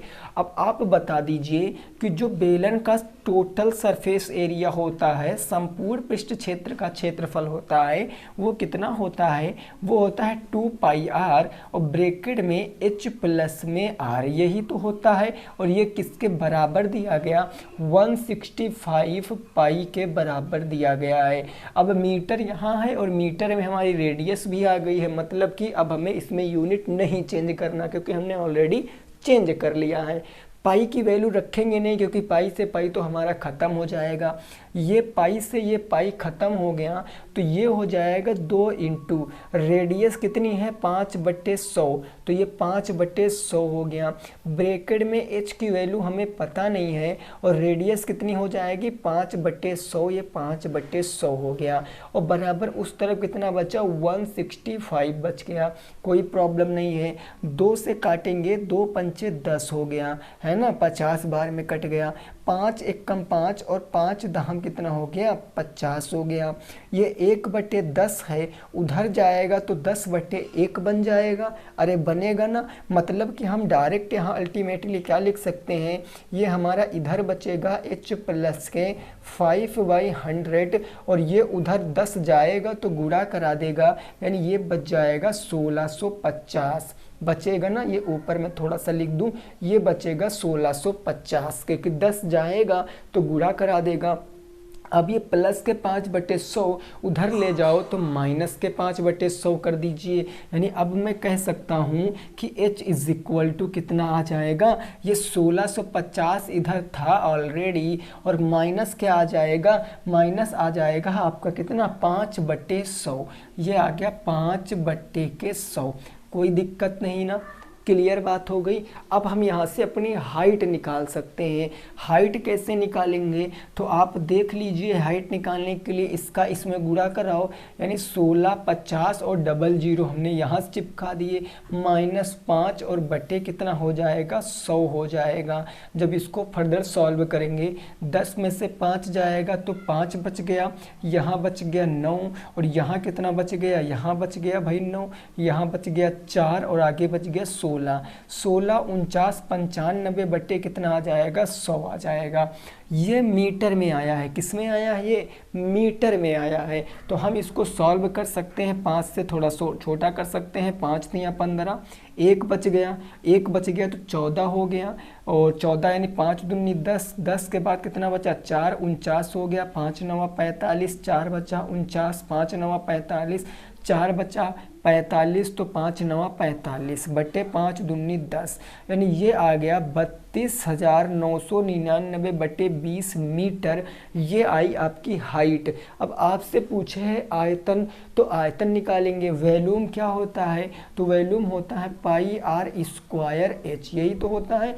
पाई आर की वैल्यू रखेंगे नहीं, हम पाई आर में ही उत्तर देंगे, क्योंकि हमें पाई आर में टोटल सरफेस एरिया दिया गया था। यानी हम रखेंगे रेडियस कितनी है, जरा आप बताओ। रेडियस कहोगे सर 5/100 है, तो हम रेडियस के स्थान पर लिखते हैं 5/100 इंटू के 5/100 इंटू के हाइट कितनी है, तो हाइट आप देख लीजिए 3299 और फिर है 9 बट्टे के 20 और इंटू के पाई। ये आपको सॉल्व कर लेना है, जो कटेगा काट लेना, जो जुड़ेगा जोड़ लेना, और जो आंसर आ जाएगा आपका मीटर क्यूब में आ जाएगा। ये क्वेश्चन का राइट आंसर है। आंसर जो आएगा मीटर क्यूब में आ जाएगा, ये राइट आंसर है। देखो, हो सकता है इस क्वेश्चन में थोड़ा सा मिसप्रिंट हो, क्योंकि यहाँ 5 सेंटीमीटर दिया गया था, हमने इसको मीटर में बदला, इसलिए चीज़ें बहुत ज़्यादा डाटा हो गया। तो हो सकता है कि बुक में मीटर लिखा हो, बट बाई मिस्टेक सेंटीमीटर यहाँ लिख गया हो, बुक में मिसप्रिंट हो गया हो, है ना। तो आपको याद रखना। खैर, मैंने जो क्वेश्चन दिया गया था उसके आधार पर मैंने इस क्वेश्चन को सॉल्व किया है। आप यहाँ मीटर करोगे तो अदर आएगा, तब आपको यूनिट चेंज नहीं करना पड़ेगा, तब आप डायरेक्ट ऐसे लगा सकते हो। बट मैंने सेंटीमीटर देखा, क्योंकि एग्जाम वाले में भी सेंटीमीटर लिखा, तो इसीलिए इतना बड़ा डाटा आ गया। तो उससे घबराना नहीं है, जब डाटा बड़ा आ गया काटो पीटो बटे में भी उत्तर दे दो, कोई दिक्कत वाली बात नहीं है, ठीक है ना। क्लियर। चलिए इसको नोट कीजिए, नेक्स्ट पहुंचते हैं। अगला प्रश्न क्या है उसको जरा समझने की कोशिश करते हैं, अगले प्रश्न को। ठीक है भाई, क्लियर हो गई बात ना। चलिए नेक्स्ट देखते हैं अगला प्रश्न। अगला प्रश्न कह रहा है, उसको जरा समझिए, क्या कह रहा है उसको आपको समझना है। ठीक है भाई, चलिए नेक्स्ट क्वेश्चन है, उसको आपको सॉल्व करना है। यहाँ तक आपकी चीज़ें समझ में आ गई हैं, उम्मीद करते हैं। जो भी चीज़ें समझ में नहीं आई हैं आप कमेंट कर देना, आपको निश्चित तौर पर वो समझाया जाएगा। ठीक है भाई। देखो अगला प्रश्न क्या है, जरा उसकी भावनाओं को समझो। क्वेश्चन कह रहा है, नेक्स्ट कह रहा है कि यदि साइन थीटा बराबर आपको दिया गया है साइन थीटा बराबर 11/61, तो आपसे पूछे है कि शेष अनुपात बताओ।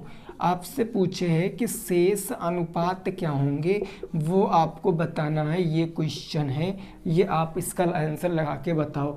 यदि साइन थीटा बराबर 11/61, तो शेष आपको त्रिकोणमितीय अनुपात बताने हैं। एक बार कोशिश कर लीजिए और बताने की बताइए क्या आएगा इस क्वेश्चन का राइट आंसर।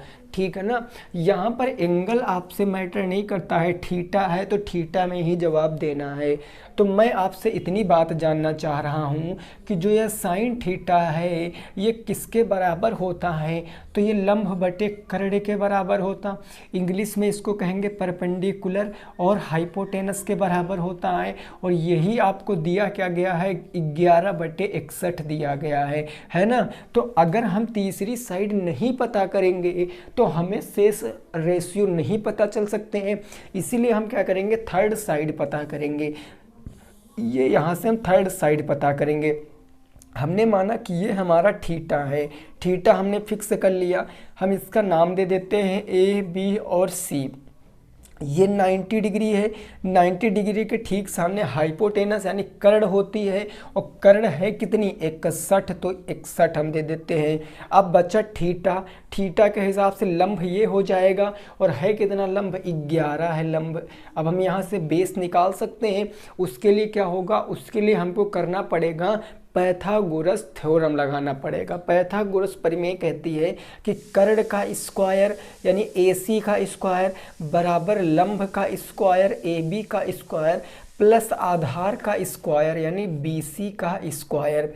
AC कितना है 61, तो ये हो जाएगा 61 का स्क्वायर बराबर AB आपको दिया गया 11, 11 का स्क्वायर और प्लस आप करोगे BC का स्क्वायर। तो हम यहाँ से BC आसानी से फाइंड आउट कर सकते हैं। भाई समझो इधर 61 का स्क्वायर कितना होता, 1 का स्क्वायर 1 हो गया, 1 छक्का 6 और 6 दूनी 12, 12 के 2 हासिल कितना आ गया 1 आ गया, 6 चाह के 36, 36 और 1 कितना हो गया 37।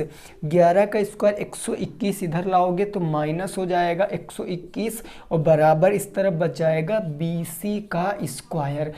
3721 से 121 घटाओगे तो ये बचेगा 3600 स्क्वायर आएगा, तो रूट में परिवर्तित हो जाएगा यानी BC बचा अंडर रूट 3600। तो हम अगर BC आपसे पूछे कितना आएगा, 36 का मतलब 600 का मतलब 10, तो BC कितना आ गया 60 आ गया। BC मतलब ये भुजा आपने निकाल लिया कितना है 60 है। अब हम सारा मान बता देंगे क्योंकि हमें तीनों साइड पता चल गई हैं। साइन पता है, अगर साइन पता है तो आप कॉस थीटा का मान निकालोगे।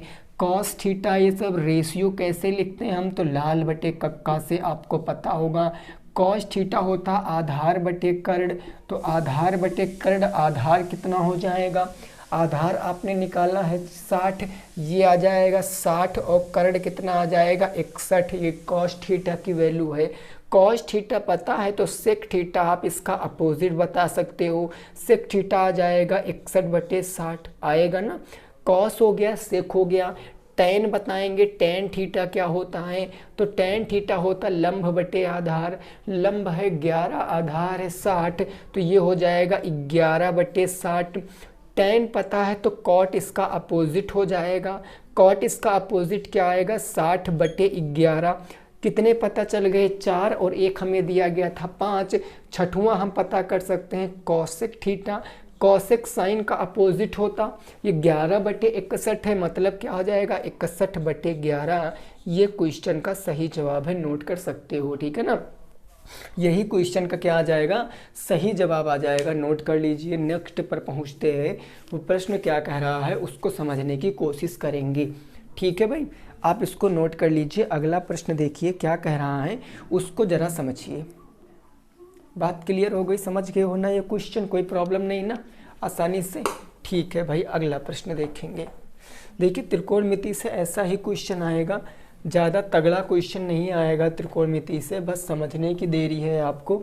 मैंने वैसे सब कुछ आपको पढ़ा रखा है, तो आपका ऐसा कोई भी क्वेश्चन नहीं हो तो ना बने। आपको बस क्वेश्चन पर थोड़ा सा फोकस करना है, उसकी लैंग्वेज समझना है, क्या कह रहा है और क्या निकलवाने की हमसे कोशिश कर रहा है क्वेश्चन, ठीक है ना।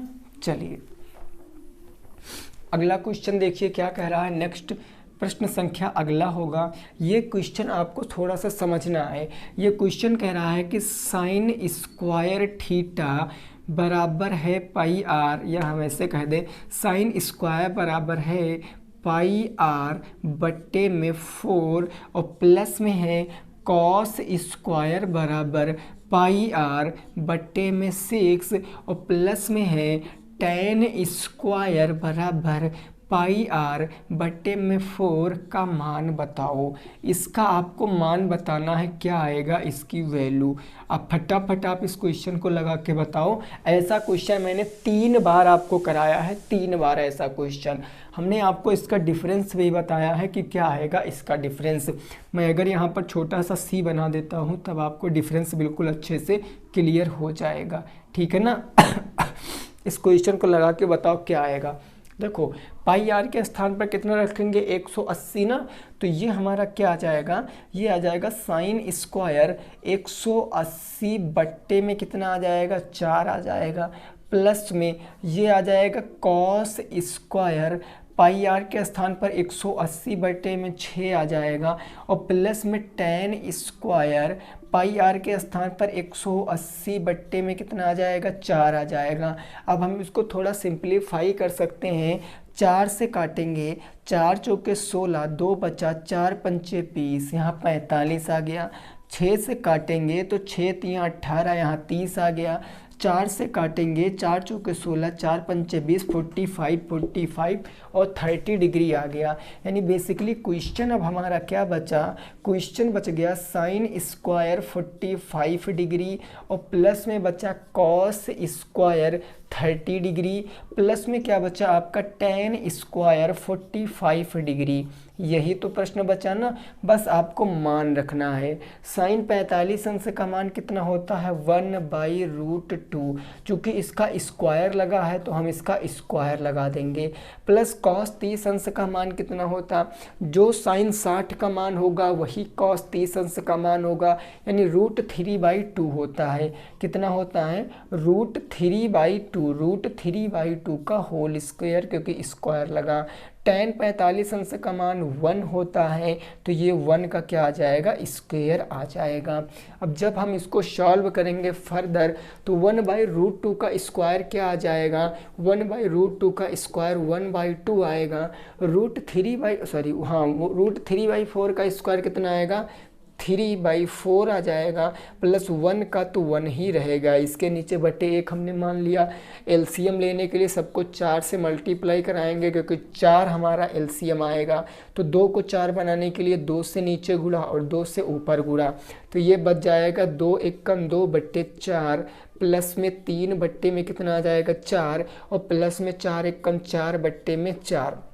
हर बराबर हैं, एक हर ले लेंगे, ऊपर ऐड करेंगे, 4 3 7 और 7 2 कितना हो जाएगा, 9, 9/4 ये क्वेश्चन का राइट आंसर है। या आप इसको कह सकते हो 4 दूनी 8 1 9/4, 2 सही 1/4 कह लो या 9/4 कह लो, दोनों के दोनों क्वेश्चन क्या हैं, आपके सही हैं, नोट कर सकते हो। इस प्रश्न को नोट कर सकते हो, दोनों प्रश्न आपके क्या हो जाएंगे, बिल्कुल सही हो जाएंगे। ठीक है ना, ये आपको समझना था, ये इम्पोर्टेंट क्वेश्चन था जो आपके एग्ज़ाम में आ सकता है। ठीक है भाई, क्लियर बात हो गई ना, कोई परेशानी नहीं। अगला नेक्स्ट क्वेश्चन देखेंगे, वो क्या कह रहा है उसको समझने की कोशिश करेंगे अगले प्रश्न को। नेक्स्ट क्वेश्चन होगा हमारा, उसको जरा समझिए। देखो ये क्या है क्वेश्चन, जरा इसको समझिए। क्वेश्चन कुछ इस तरीके से है, क्वेश्चन कुछ इस तरीके से है। क्वेश्चन कह रहा है आपसे, क्वेश्चन ये कह रहा है कि सिद्ध करो कि, अब क्या सिद्ध करना है आपको बताना है। सिद्ध करो कि साइन स्क्वायर थीटा प्लस में cos square theta is equal to 1 होता है। ये आपको प्रूव करना है, कैसे प्रूव करोगे आप हमें बताओ। साइन स्क्वायर थीटा प्लस में cos square theta is equal to 1 होता है। आप इसको प्रूव करके बताओ, कैसे प्रूव करोगे इस क्वेश्चन को। ये मैंने आपको अच्छे से करा रखा है ना, अच्छे से मैंने आपको करा रखा है, ये बात आपको याद रखनी है। ठीक है ना, देखो हम क्या कह सकते हैं यहाँ पर, आपको पता है साइन थीटा बराबर क्या होता है, लंब बटे कर्ण। अरे होता कि नहीं होता है लंब बटे कर्ण। और कॉस थीटा बराबर क्या होता है, आधार बटे कर्ण। लंब बटे कर्ण, आधार बटे कर्ण। तो जब इनका एलसीएम लोगे तो एल स्क्वायर प्लस ए स्क्वायर बटे के स्क्वायर आएगा कि नहीं आएगा। आप कहोगे सर बिल्कुल आएगा।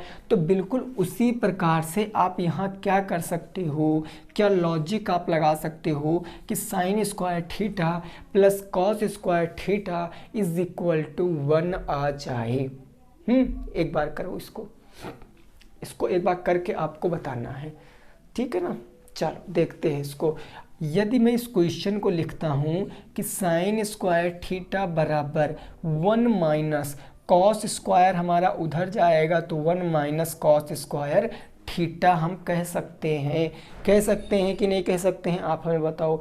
बिल्कुल कह सकते हैं। साइन स्क्वायर थीटा होता है लंब बटे कर्ण, इसका स्क्वायर है तो इसका स्क्वायर बराबर 1 माइनस कॉस स्क्वायर थीटा होता आधार बटे कर्ण, इसका स्क्वायर है तो इसका स्क्वायर कर देंगे।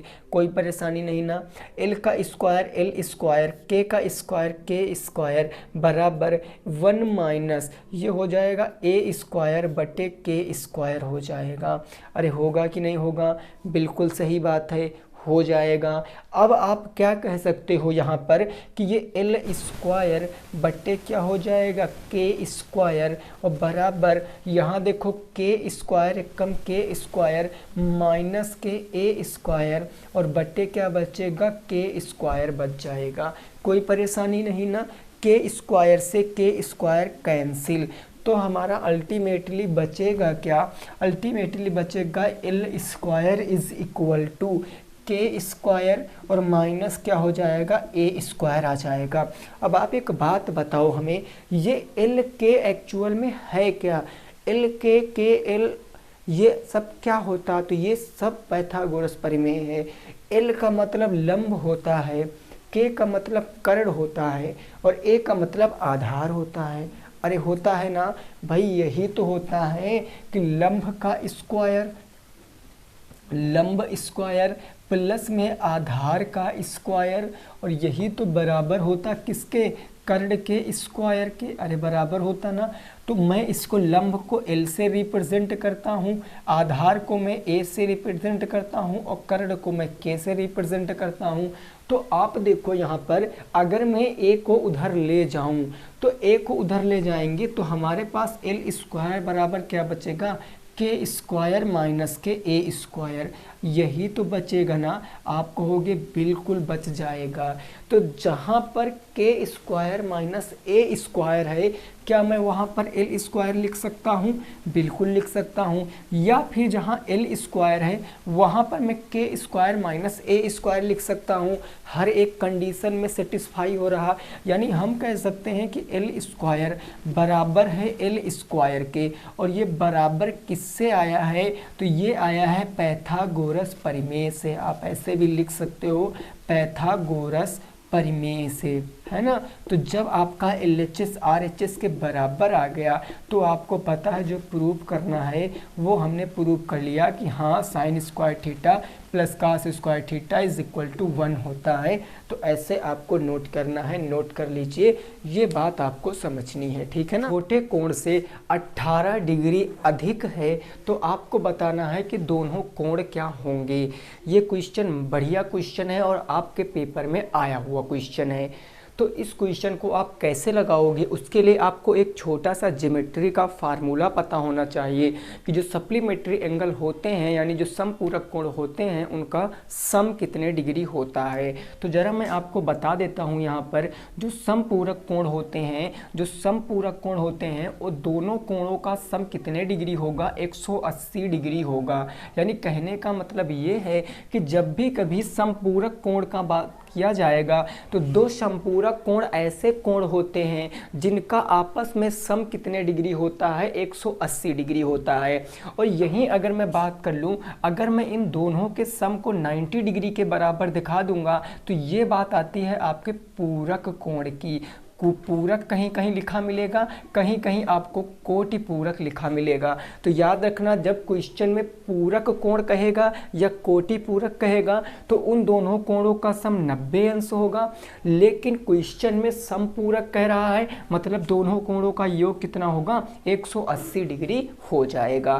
अब इस क्वेश्चन पर हम आते हैं और इस क्वेश्चन को लगाते हैं। क्वेश्चन में कह रहा है कि दो कोण, हमें नहीं पता है कोई भी दो कोण होंगे। हमने सपोज कर लिया कि माना हमारा पहला कोण जो है वो x है और दूसरा कोण हमारा y है। हमने x y दो कोणों को मान लिया। अब हमें पता है कि ये कोटि पूरक कोण हैं, तो जब कोटि पूरक कोण है तो इनका योग 180 के बराबर दिखा सकते हैं। भाई बिल्कुल दिखा सकते हैं क्योंकि ये क्या है? समपूरक कोण है। इसको हमने मान लिया अपना इक्वेशन नंबर 1 समीकरण नंबर 1। आगे क्वेश्चन कह रहा है कि छोटा कोण बड़ा कोण छोटे कोण से 18 डिग्री अधिक है।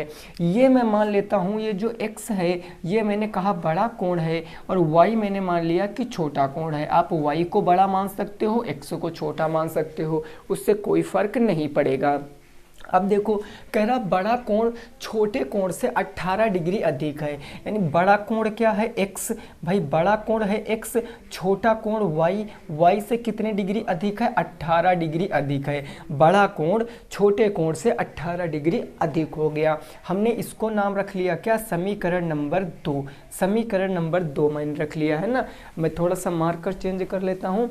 अब देखो अब यहाँ पर बात क्या आई कि इस x का मान यहाँ पर देखो x की वैल्यू हमारे पास है ना, चाहो तो आप y को इधर लाके माइनस में 18 करके दिखा सकते हो या x का मान आप इसमें रख दीजिए। यहाँ पर आप लिखिए कि समीकरण 2 का मान आप कहाँ रखोगे, समीकरण 1 में रख दीजिए। समीकरण 1 में रखने पर समीकरण 1 हमारे पास क्या था, तो x प्लस में y बराबर 180 डिग्री। x बराबर आप क्या लिखोगे, y प्लस 18 प्लस के y ये, और ये किसके बराबर हो गया, 180 डिग्री के। y कितना हो गया, 2y, तो ये आपका आ जाएगा 2y बराबर इधर 180 था और ये 18 प्लस से उधर चला जाएगा तो माइनस में हो जाएगा, यानी ये हो गया माइनस का 18। अब यहाँ से आप इजीली y की वैल्यू निकाल सकते हो। घटाओगे 18 2 20 60 80 162 आ गया, यानी 2y की वैल्यू कितनी आ गई, 162। अब अगर y का मान निकालेंगे तो 2 चला जाएगा बट्टे में, यानी 162 बट्टे 2 जब काट देंगे तो 2 8 16 2 1 कम 2, यानी y का मान कितना आ गया, 81 डिग्री। यानी एक कोण हमें पता चल गया कितना है, 81 डिग्री का है एक कोण। ठीक है, अब दूसरा कोण पता करेंगे। दूसरा कोण पता करने के लिए समीकरण नंबर 2 देखो, अगर y के स्थान पर हम यहाँ पर कितना रख दें, 81, तो हमें दूसरे कोण का मान पता चल जाएगा। तो हम लिखते हैं इसको समीकरण किस में रखने पर, समीकरण 2 में रखने पर। समीकरण 2 हमारे पास था क्या, x बराबर y प्लस में 18, y के स्थान पर हमें 81 रखना है, तो 81 प्लस में 18 जब ऐड करेंगे तो 8 1 9 हो जाएगा और 8 1 9 हो जाएगा, यानी बड़ा वाला कोण हो गया 99 डिग्री का और छोटा कोण हो गया 81 डिग्री का। ये क्वेश्चन का राइट आंसर है, नोट कर सकते हो। बढ़िया क्वेश्चन है, एग्जाम में आ सकता है, आया हुआ ही क्वेश्चन है। ठीक है ना, नोट कर लीजिए। नेक्स्ट अगला प्रश्न देखते हैं, वो क्या कह रहा है उसको भी लगाने की कोशिश करेंगे हम लोग।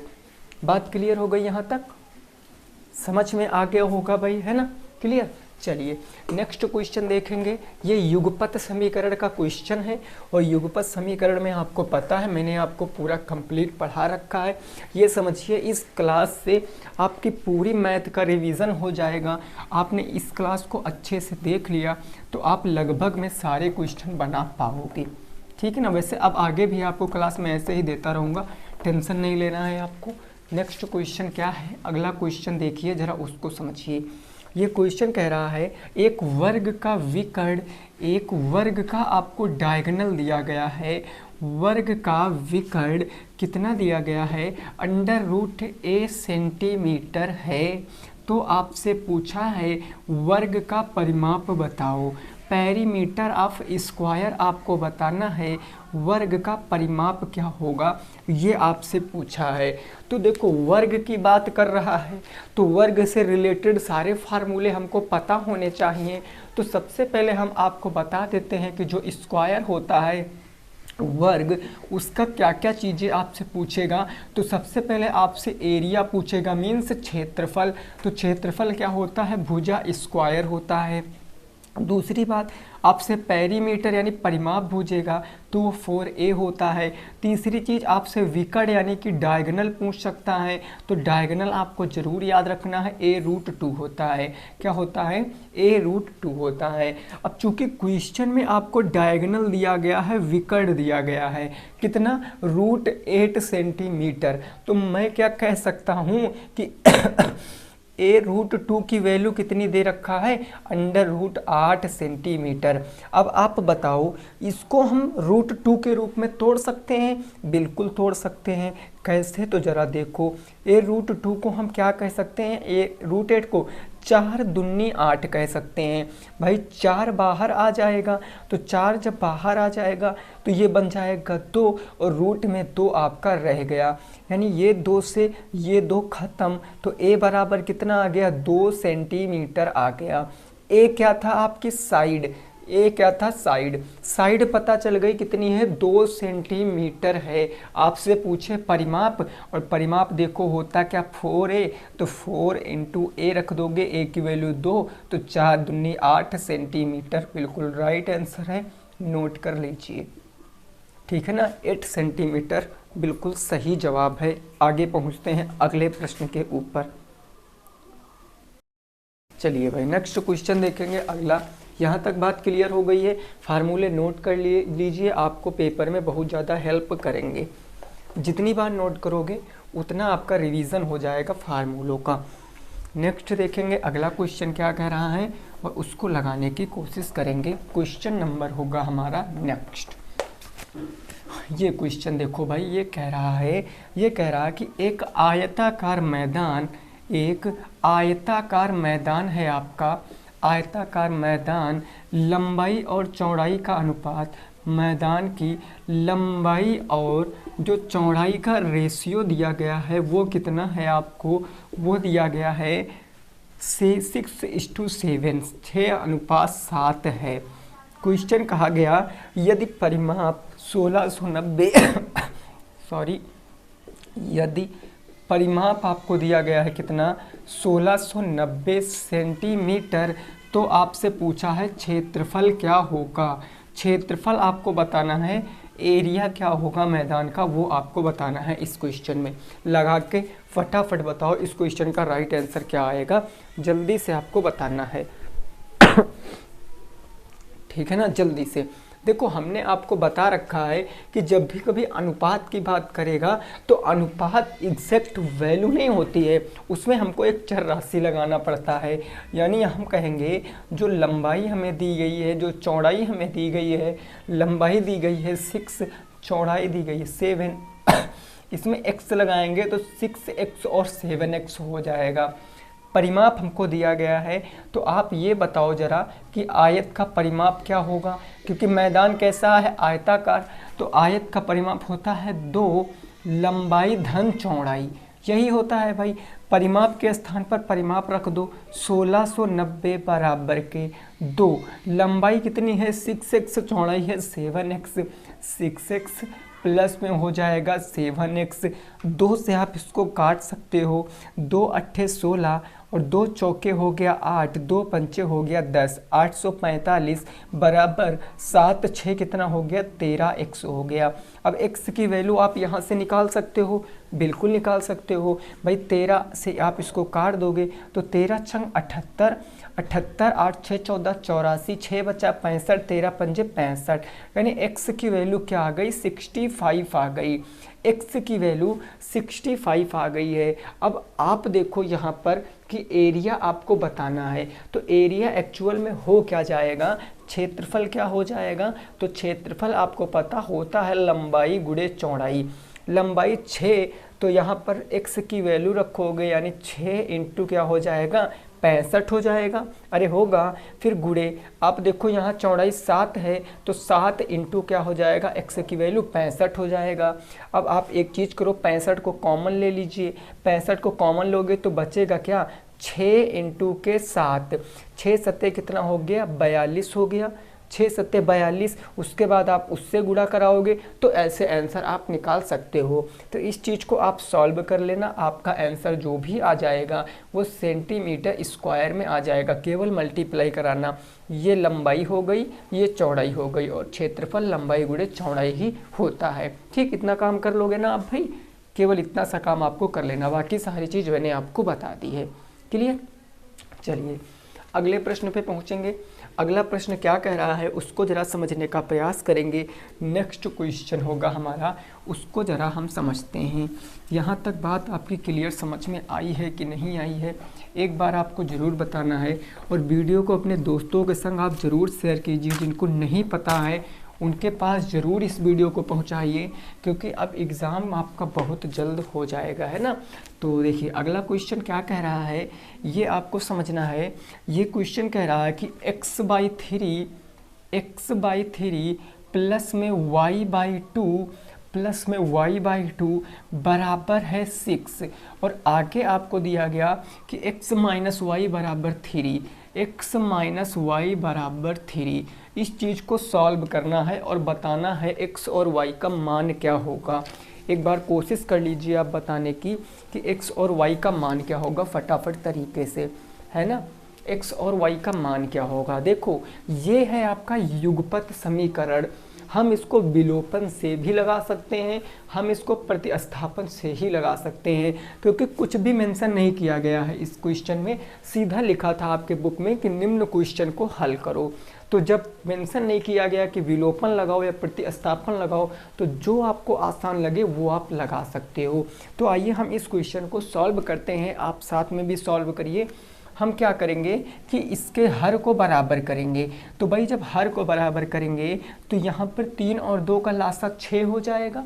भाई 2x ऊपर चला गया 2x प्लस में 3y ऊपर चला गया तो 3y, और बटे में कितना हो गया 3 दूनी 6 बराबर उस तरफ कितना आ गया 6 आ गया। 6 गुणे से उधर बटे से गुणे में चला जाएगा, यानी ये बन जाएगा 2x प्लस में 3y बराबर के 6 चाह के 36। ये बन गया समीकरण नंबर 1। क्लियर बात। दूसरा समीकरण हमको अच्छे से दिया गया था, क्या था, x माइनस के y बराबर कितना था 3 था। अब किसी भी एक समीकरण के किसी भी एक चर के गुणांक बराबर कर लो, क्योंकि हम विलोपन लगा देंगे। तो गुणांक बराबर करने के लिए हम x का कर लेते हैं। x का करने के लिए पूरे समीकरण में हमें 2 से इंटू कराना पड़ेगा, तभी 2x आएगा।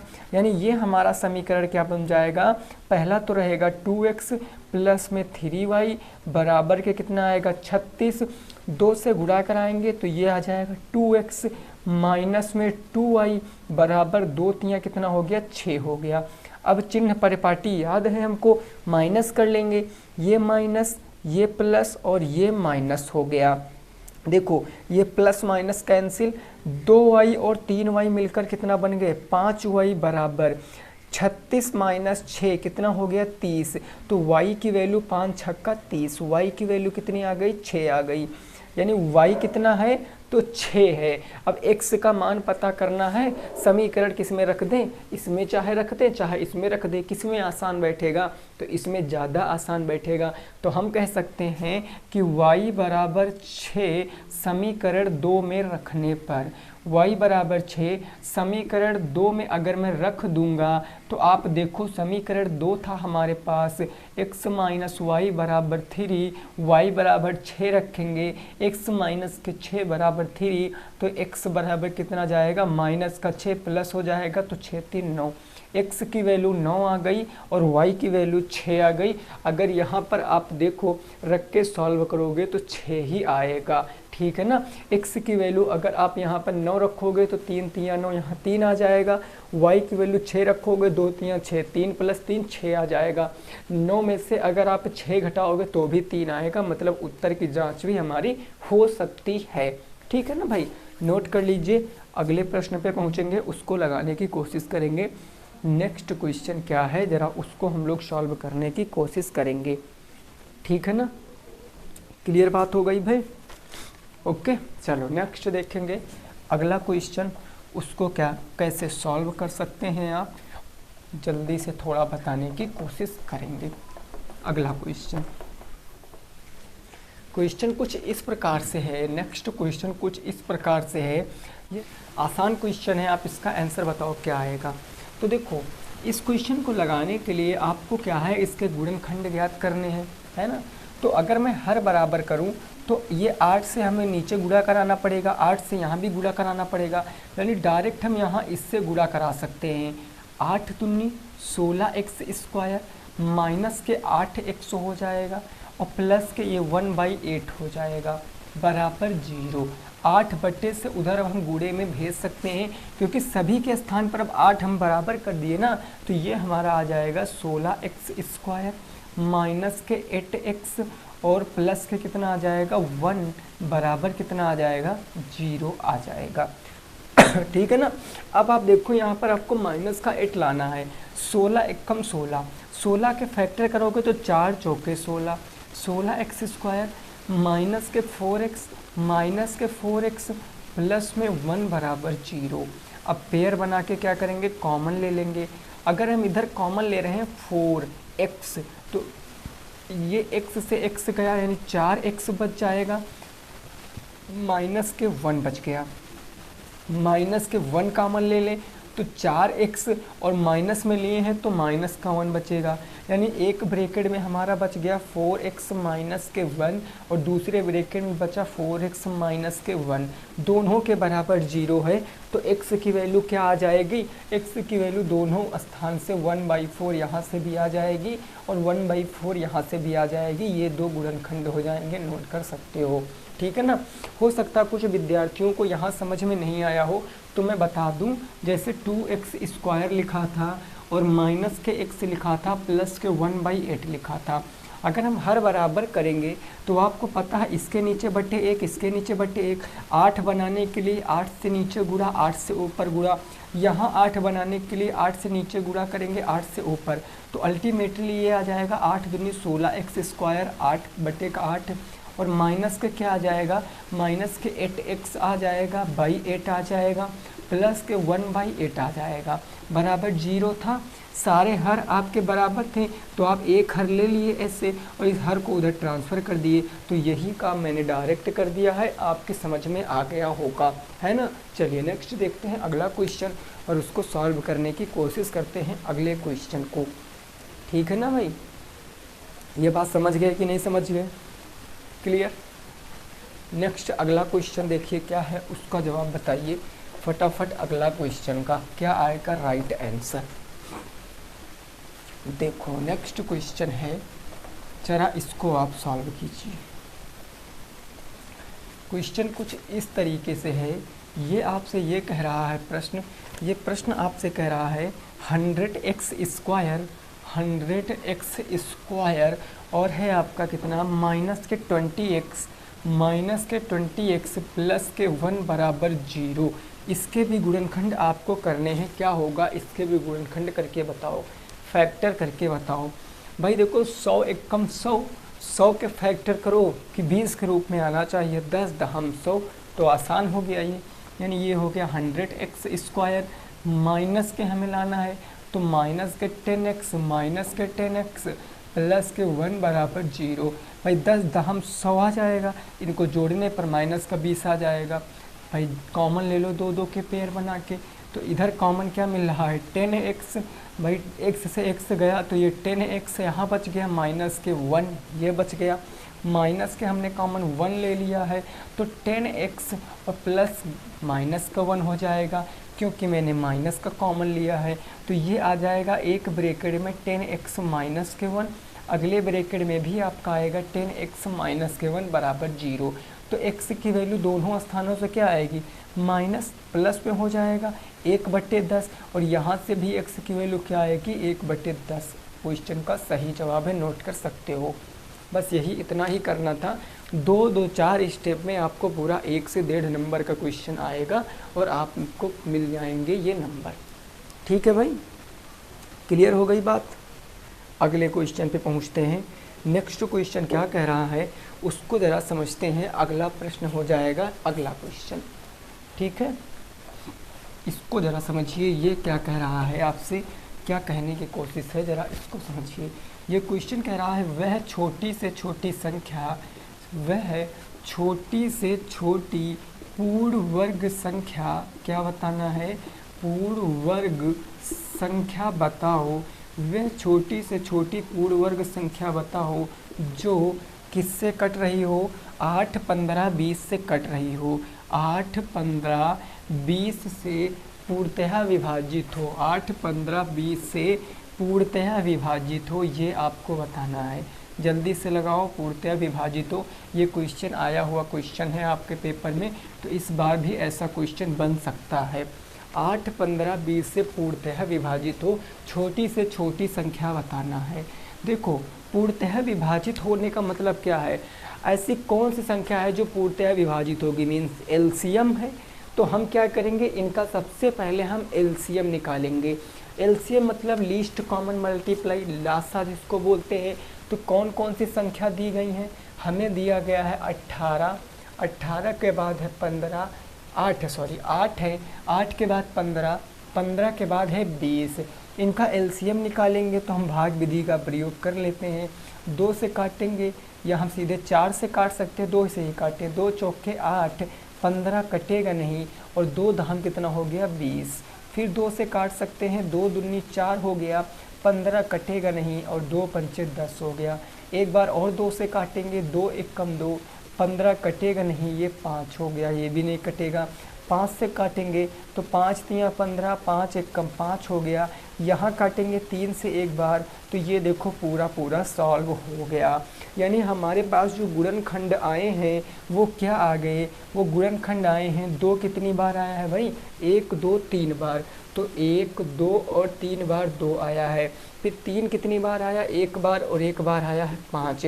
अब आपको पता है कि संख्या आपको पूर्ण वर्ग बतानी, परफेक्ट स्क्वायर।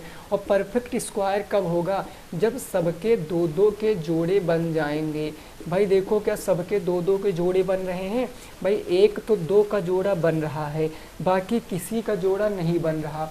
जिसका नहीं बन रहा उसको आपको बनाना पड़ेगा। यानी कहने का मतलब क्या हो जाएगा कि 1-2 की कमी है। भाई 1-2 का तो जोड़ा हमारे पास बन रहा है, तो ये बन गया। अगला जोड़ा हमारे पास 2 का क्या है, 1 है, तो 2 का 1 जोड़ा कम है, यानी 1-2 हमने इनको दे दिया। 5 1 कम था तो 1 5 भी हमने दे दिया। 1 3 कम था तो 1 3 भी हमने दे दिया। अब आप देखो ये हमारे पास 2 का 1 जोड़ा था, समझे, तो हमने इसको 1 जोड़ा दे दिया, तो इसके पूरा कंप्लीट था। अब यहाँ 1-2 और होता तो जोड़ा बन जाता है, यानी 1-2 हमने दे दिया, तो देखो अब इसका जोड़ा बन गया। इनके पास 1 5 की कमी थी तो हमने 1 5 दे दिया, ये 5 का जोड़ा बन गया। ये 1 3 की कमी थी तो 1 3 दे दिया। सबके जोड़े बन गए। अब मतलब अब क्या हो गई, ये पूर्ण वर्ग संख्या, बस इनका गुणा करा दो। भाई 2 कितनी बार आ जाएगा, 2 दूनी 4, दूनी 8, दूनी 16, 1 2 3 और 4 बार, इंटू 5 आ जाएगा 2 बार, इंटू 3 आ जाएगा 2 बार। गुणा करा लो, 2 दूनी हो गया 4, 4 दूनी 8, 8 दूनी 16, 16 पंचे 80, और 8 पंच 40, 400, 4 तियाँ 1200, 12 तियाँ 3600। ये क्वेश्चन का राइट आंसर आ जाएगा। 3600 will be the correct answer in this question. 3600 इस प्रश्न का बिल्कुल सही जवाब आ जाएगा। 3600 जो कि 60 का क्या है, स्क्वायर भी है, पूर्ण वर्ग भी है, और यह संख्या इससे पूर्णतः विभाजित भी हो रही है। तो नोट कर लीजिए। नेक्स्ट देखते हैं अगला प्रश्न क्या कह रहा है, उसको समझने की कोशिश करेंगे नेक्स्ट क्वेश्चन को। ठीक है ना भाई, क्लियर बात हो गई, साफ कर रहे हैं हम। चलिए अगला क्वेश्चन है, आप उसको समझिए। नेक्स्ट क्या है आप उसको समझिए, अगले प्रश्न को। यहाँ तक बात आपकी समझ में आई कि नहीं आई है, एक बार आप कमेंट करके ज़रूर बताएं। बिल्कुल अच्छे से आपकी समझ में आनी चाहिए ये बात, क्योंकि ये सारे क्वेश्चन वो हैं जो आपको एग्ज़ाम में देखने को डायरेक्ट मिल सकते हैं।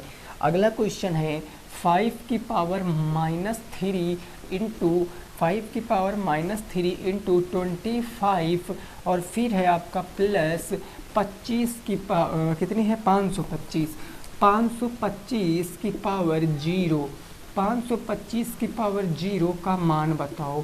इसका आपको मान बताना है कि इसकी वैल्यू क्या होगी। 5 की पावर 1/3 कर देंगे, या हम ऐसे कर सकते हैं 5 की पावर -3 है, गुणे 25 है, फिर प्लस 525 की पावर 0 है। अब यहाँ पर जो 2 इम्पॉर्टेंट कंसेप्ट होते हैं घातांकरणीय के, वो दोनों आपको यहाँ मैं बता दूंगा कौन कौन से होते हैं।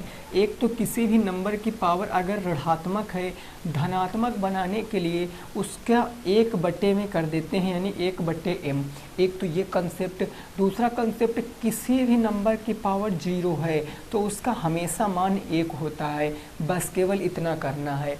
तो देखो ये फर्स्ट वाले को देखो, ये आपका किस में है, ये आपका किस में है, ये आपका माइनस में है। इसको प्लस में बनाओगे तो ये 1/5 की पावर कितना आ जाएगा, 3 आ जाएगा। इनटू ये 25 है तो ये 25 ही रहेगा, प्लस में 525 की पावर 0, किसी भी नंबर की पावर 0 उसका मान कितना होता है, 1 होता है, मतलब इसके स्थान पर 1 रख देंगे। इसको सॉल्व कर लीजिए। 5 की पावर 3 का मतलब 125, 5 पंजे 25, पंचे 125 इंटू 25 और प्लस में क्या हो जाएगा 1। 25 पंचे कितना होता है, 25 चौके 100, 25 पंचे 125, 1/5 प्लस के 1, तो ये उत्तर कितना आएगा, 5 एकम 5, 6/5 इस क्वेश्चन का राइट आंसर है।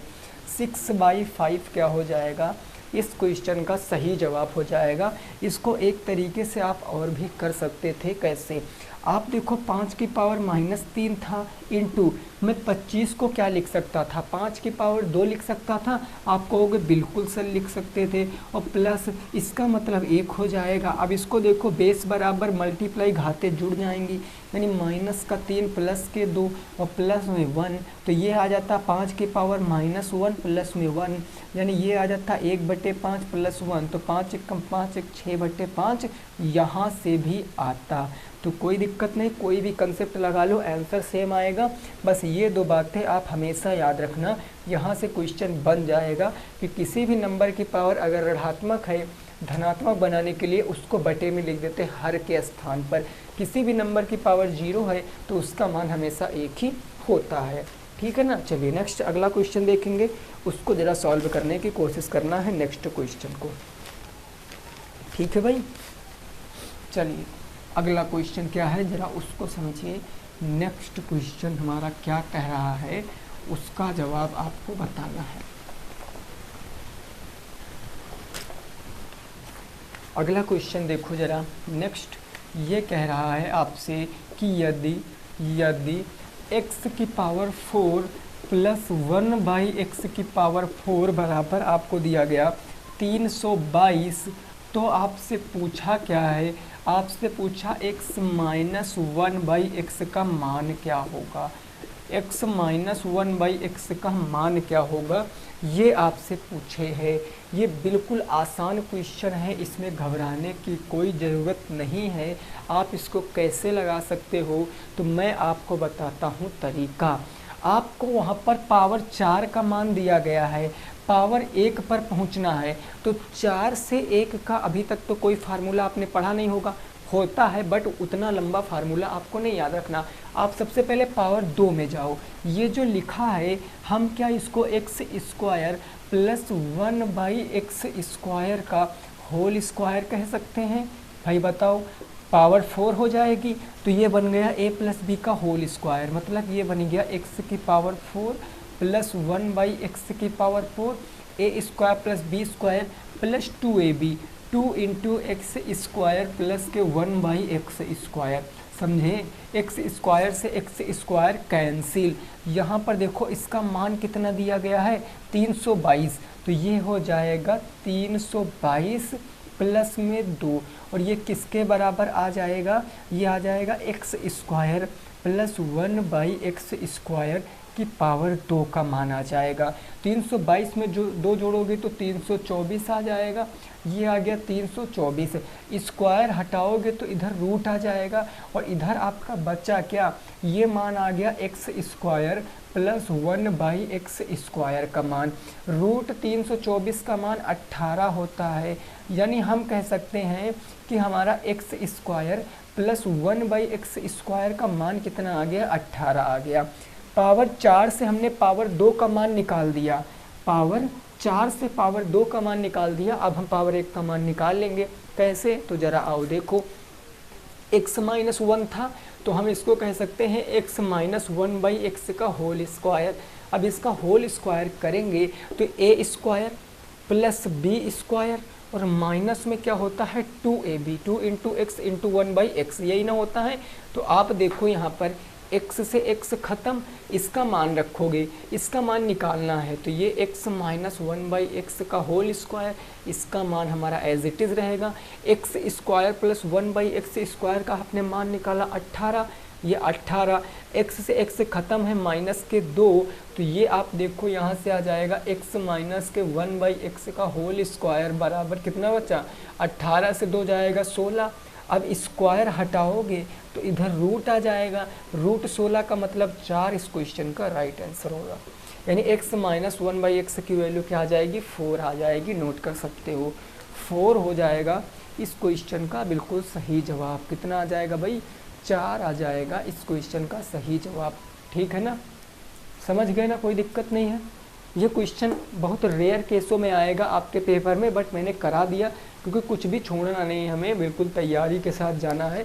कोई भी क्वेश्चन हो हम आसानी से उसको लगाएंगे। क्लियर बात, चलिए नेक्स्ट अगला क्वेश्चन देखिए, अगला क्या कह रहा है उसको ज़रा समझिए। देखिए लगभग मैंने सारे चैप्टरों से क्वेश्चन लिए हैं, हर एक चैप्टर को मैंने नज़र में रखकर इस मैराथन को बनाया है, और ये वो क्वेश्चन हैं जो आपको कोई नहीं सॉल्व कराता है, जल्दी छोड़ दिए जाते हैं क्योंकि ये क्वेश्चन थोड़ा सा लेंथी बैठते हैं, लेकिन मैं आपको सारे क्वेश्चन कराता हूँ। अगला क्वेश्चन क्या कह रहा है उस बात को समझिए। ये क्वेश्चन कह रहा है कि त्रिभुज PQR में, त्रिभुज PQR में, ठीक है, एंगल Q जो है वो बराबर है 90 डिग्री के, एंगल P बराबर 90 डिग्री के। आगे आपको दिया गया है कि यदि PQ plus QR, PQ plus में QR बराबर कितना है 25 सेंटीमीटर, 25 सेंटीमीटर, और आगे दिया गया है आपको PQ 5 सेंटीमीटर है, PQ कितना है 5 सेंटीमीटर है। तो आपसे पूछे हैं साइन P और कॉस P tan P का मान, साइन P कॉस P और है आपका tan P का मान क्या होगा, tan P का मान बताओ। ये क्वेश्चन इससे पहले भी मैंने आपको कराया है ना, तो आप आसानी से इस क्वेश्चन को लगा सकते हो। ये क्वेश्चन इससे पहले भी मैंने आपको कराया है, आप इस क्वेश्चन को लगाने की कोशिश करो। क्या आएगा इस क्वेश्चन का राइट आंसर, त्रिकोणमिति का क्वेश्चन है, आया हुआ प्रश्न है कि एक ट्रायंगल है PQR जिसमें एंगल Q 90 डिग्री है, यदि PQ प्लस QR 25 सेंटीमीटर है, PQ 5 सेंटीमीटर है, तो sine P cos P tan P का मान बताना है। सबसे पहले ये जो x यहाँ पर हम मानेंगे, क्योंकि हमें 1 और 2 ही साइड पता है, तीसरी साइड नहीं पता है, तो हम उसको निकालेंगे। हम सबसे पहले एक ट्रायंगल बना लेते हैं 90 डिग्री वाला, यानी राइट एंगल ट्रायंगल, जिसमें कोण क्यों क्या है 90 डिग्री। तो ये भैया 90 डिग्री होता है, इसका नाम हम कोण क्यों रखेंगे, इसका नाम हम P रख सकते हैं, इसका नाम हम क्यों रख सकते हैं, PQR हो गया, ये PQ और R हो गया, PQ और R हो गया। कोई परेशानी नहीं हुई ना। अब देखो यहाँ पर क्या बात आएगी, क्वेश्चन क्या कह रहा है कि जो PQ प्लस QR है वो 25 सेंटीमीटर है, यानी PQ प्लस में QR ये कितना है 25 सेंटीमीटर है। अब मेरी भाई बात को समझो, PQ आपको दिया गया 5 सेंटीमीटर। अब एक चीज़, अगर मैं इस साइड को x मान लूँ, अगर मैं इस साइड को x मान लूँ तो ये कितना आएगा भाई, PQ प्लस QR 25 है, यानी ये साइड और ये साइड मिला के कितना है 25 है। हमने एक को x मान लिया तो दूसरी क्या बचेगी, क्या दूसरी 25 माइनस x नहीं बचेगी। भाई बताओ, अगर इन दोनों का सम करोगे तो वो कितना आना चाहिए, 25 आना चाहिए। तो अगर मैं इन दोनों का सम करूँगा x प्लस 25 माइनस के x, तो x ख़त्म, यानी 25 आएगा कि नहीं आएगा। और क्वेश्चन में भी यही कह रहा, तो कहने का मतलब यदि हमने एक x माना तो दूसरा 25 से कम हो जाएगा, 25 माइनस x हो जाएगा। अब यहाँ से हम क्या करेंगे, पाइथागोरस प्रमेय लगा के x की वैल्यू निकाल सकते हैं। भाई ये 90 डिग्री है, 90 डिग्री के ठीक सामने भुजा कर्ण होती है, तो ये हो जाएगा कर्ण का स्क्वायर, कर्ण का स्क्वायर यानी 25 माइनस x का स्क्वायर बराबर किसके होता है, लंब स्क्वायर प्लस आधार स्क्वायर, x स्क्वायर प्लस 5 का स्क्वायर। तो ये हो जाएगा x स्क्वायर प्लस 5 का स्क्वायर, ये a माइनस बी का होल स्क्वायर मतलब a स्क्वायर, 25 का square 625 plus B square X square minus के 2ab, A square minus B square A square plus B square minus के 2ab, 2 इंटू 25 और into B कितना है, वो बी है आपका x है ना, माइनस के 2ab। उधर ये आ गया एक्स स्क्वायर और 5 का स्क्वायर कितना हो गया, 25 हो गया। अब यहाँ से आप x का मान निकाल सकते हो, प्लस का एक्स स्क्वायर और ये एक्स स्क्वायर कैंसिल, भाई 25 दूना 50 माइनस के 50x हो गया।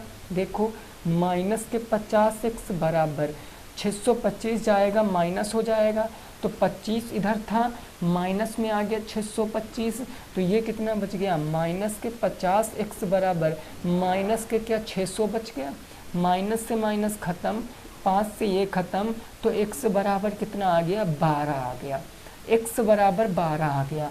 अब x का मान आपने प्राप्त कर लिया, मतलब QR कितना था, RQ कितना था, तो ये 12 था और ये कितना आ जाएगा 25 माइनस 12, भाई यहाँ माइनस कर दोगे तो ये 25 माइनस 12 यानी ये कितना आ जाए 12 3 15 10 25, ये 13 आ जाएगा। ये साइड 13, ये साइड 12, ये साइड 5। अब कुछ भी पूछे आप बता दो। देखो अब आपसे कुछ भी पूछे आपसे कॉस पी का मान, तो ज़रा आप हमें बताओ कॉस थीटा बराबर क्या होता है। कॉस थीटा बराबर आधार बटे कर्ण होता है कि नहीं होता है।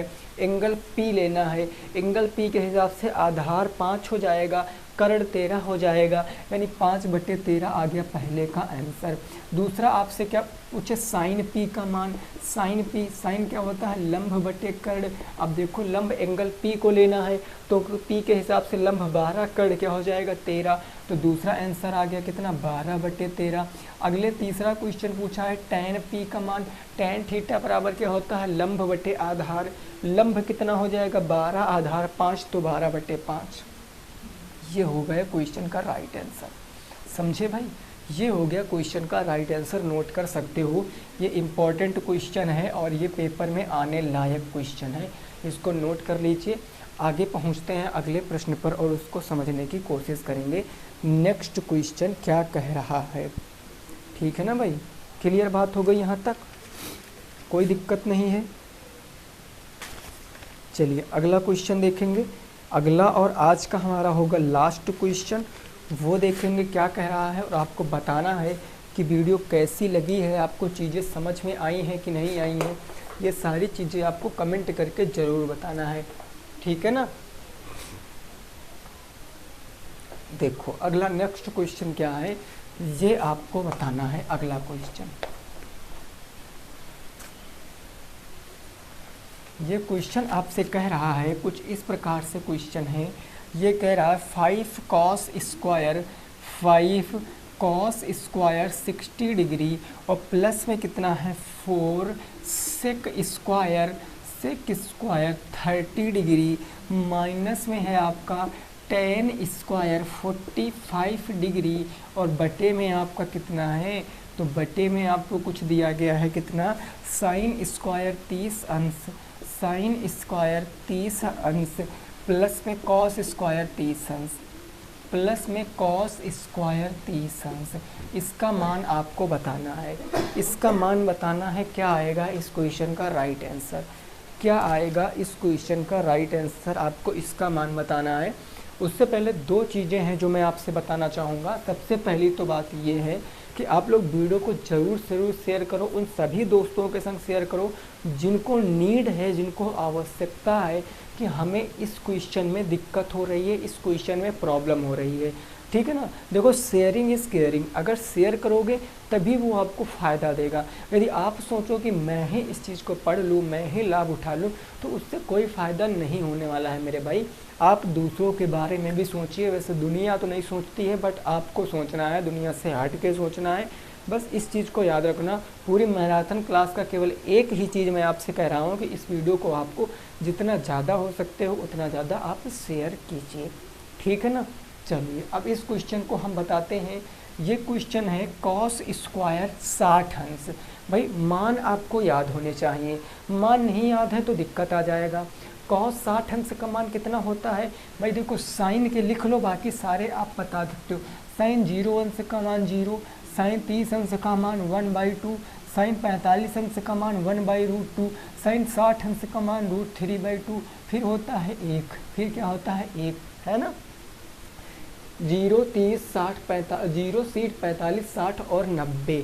अब आपको cos 60 अंश की वैल्यू चाहिए। cos 60 अंश की वही वैल्यू होगी जो साइन 30 अंश की होगी, यानी ये हमारा हो जाएगा 5 इंटू cos 60 अंश का मान 1/2, तो ये हो जाएगा 1/2 का स्क्वायर प्लस में 4 सेक स्क्वायर 30 अंश।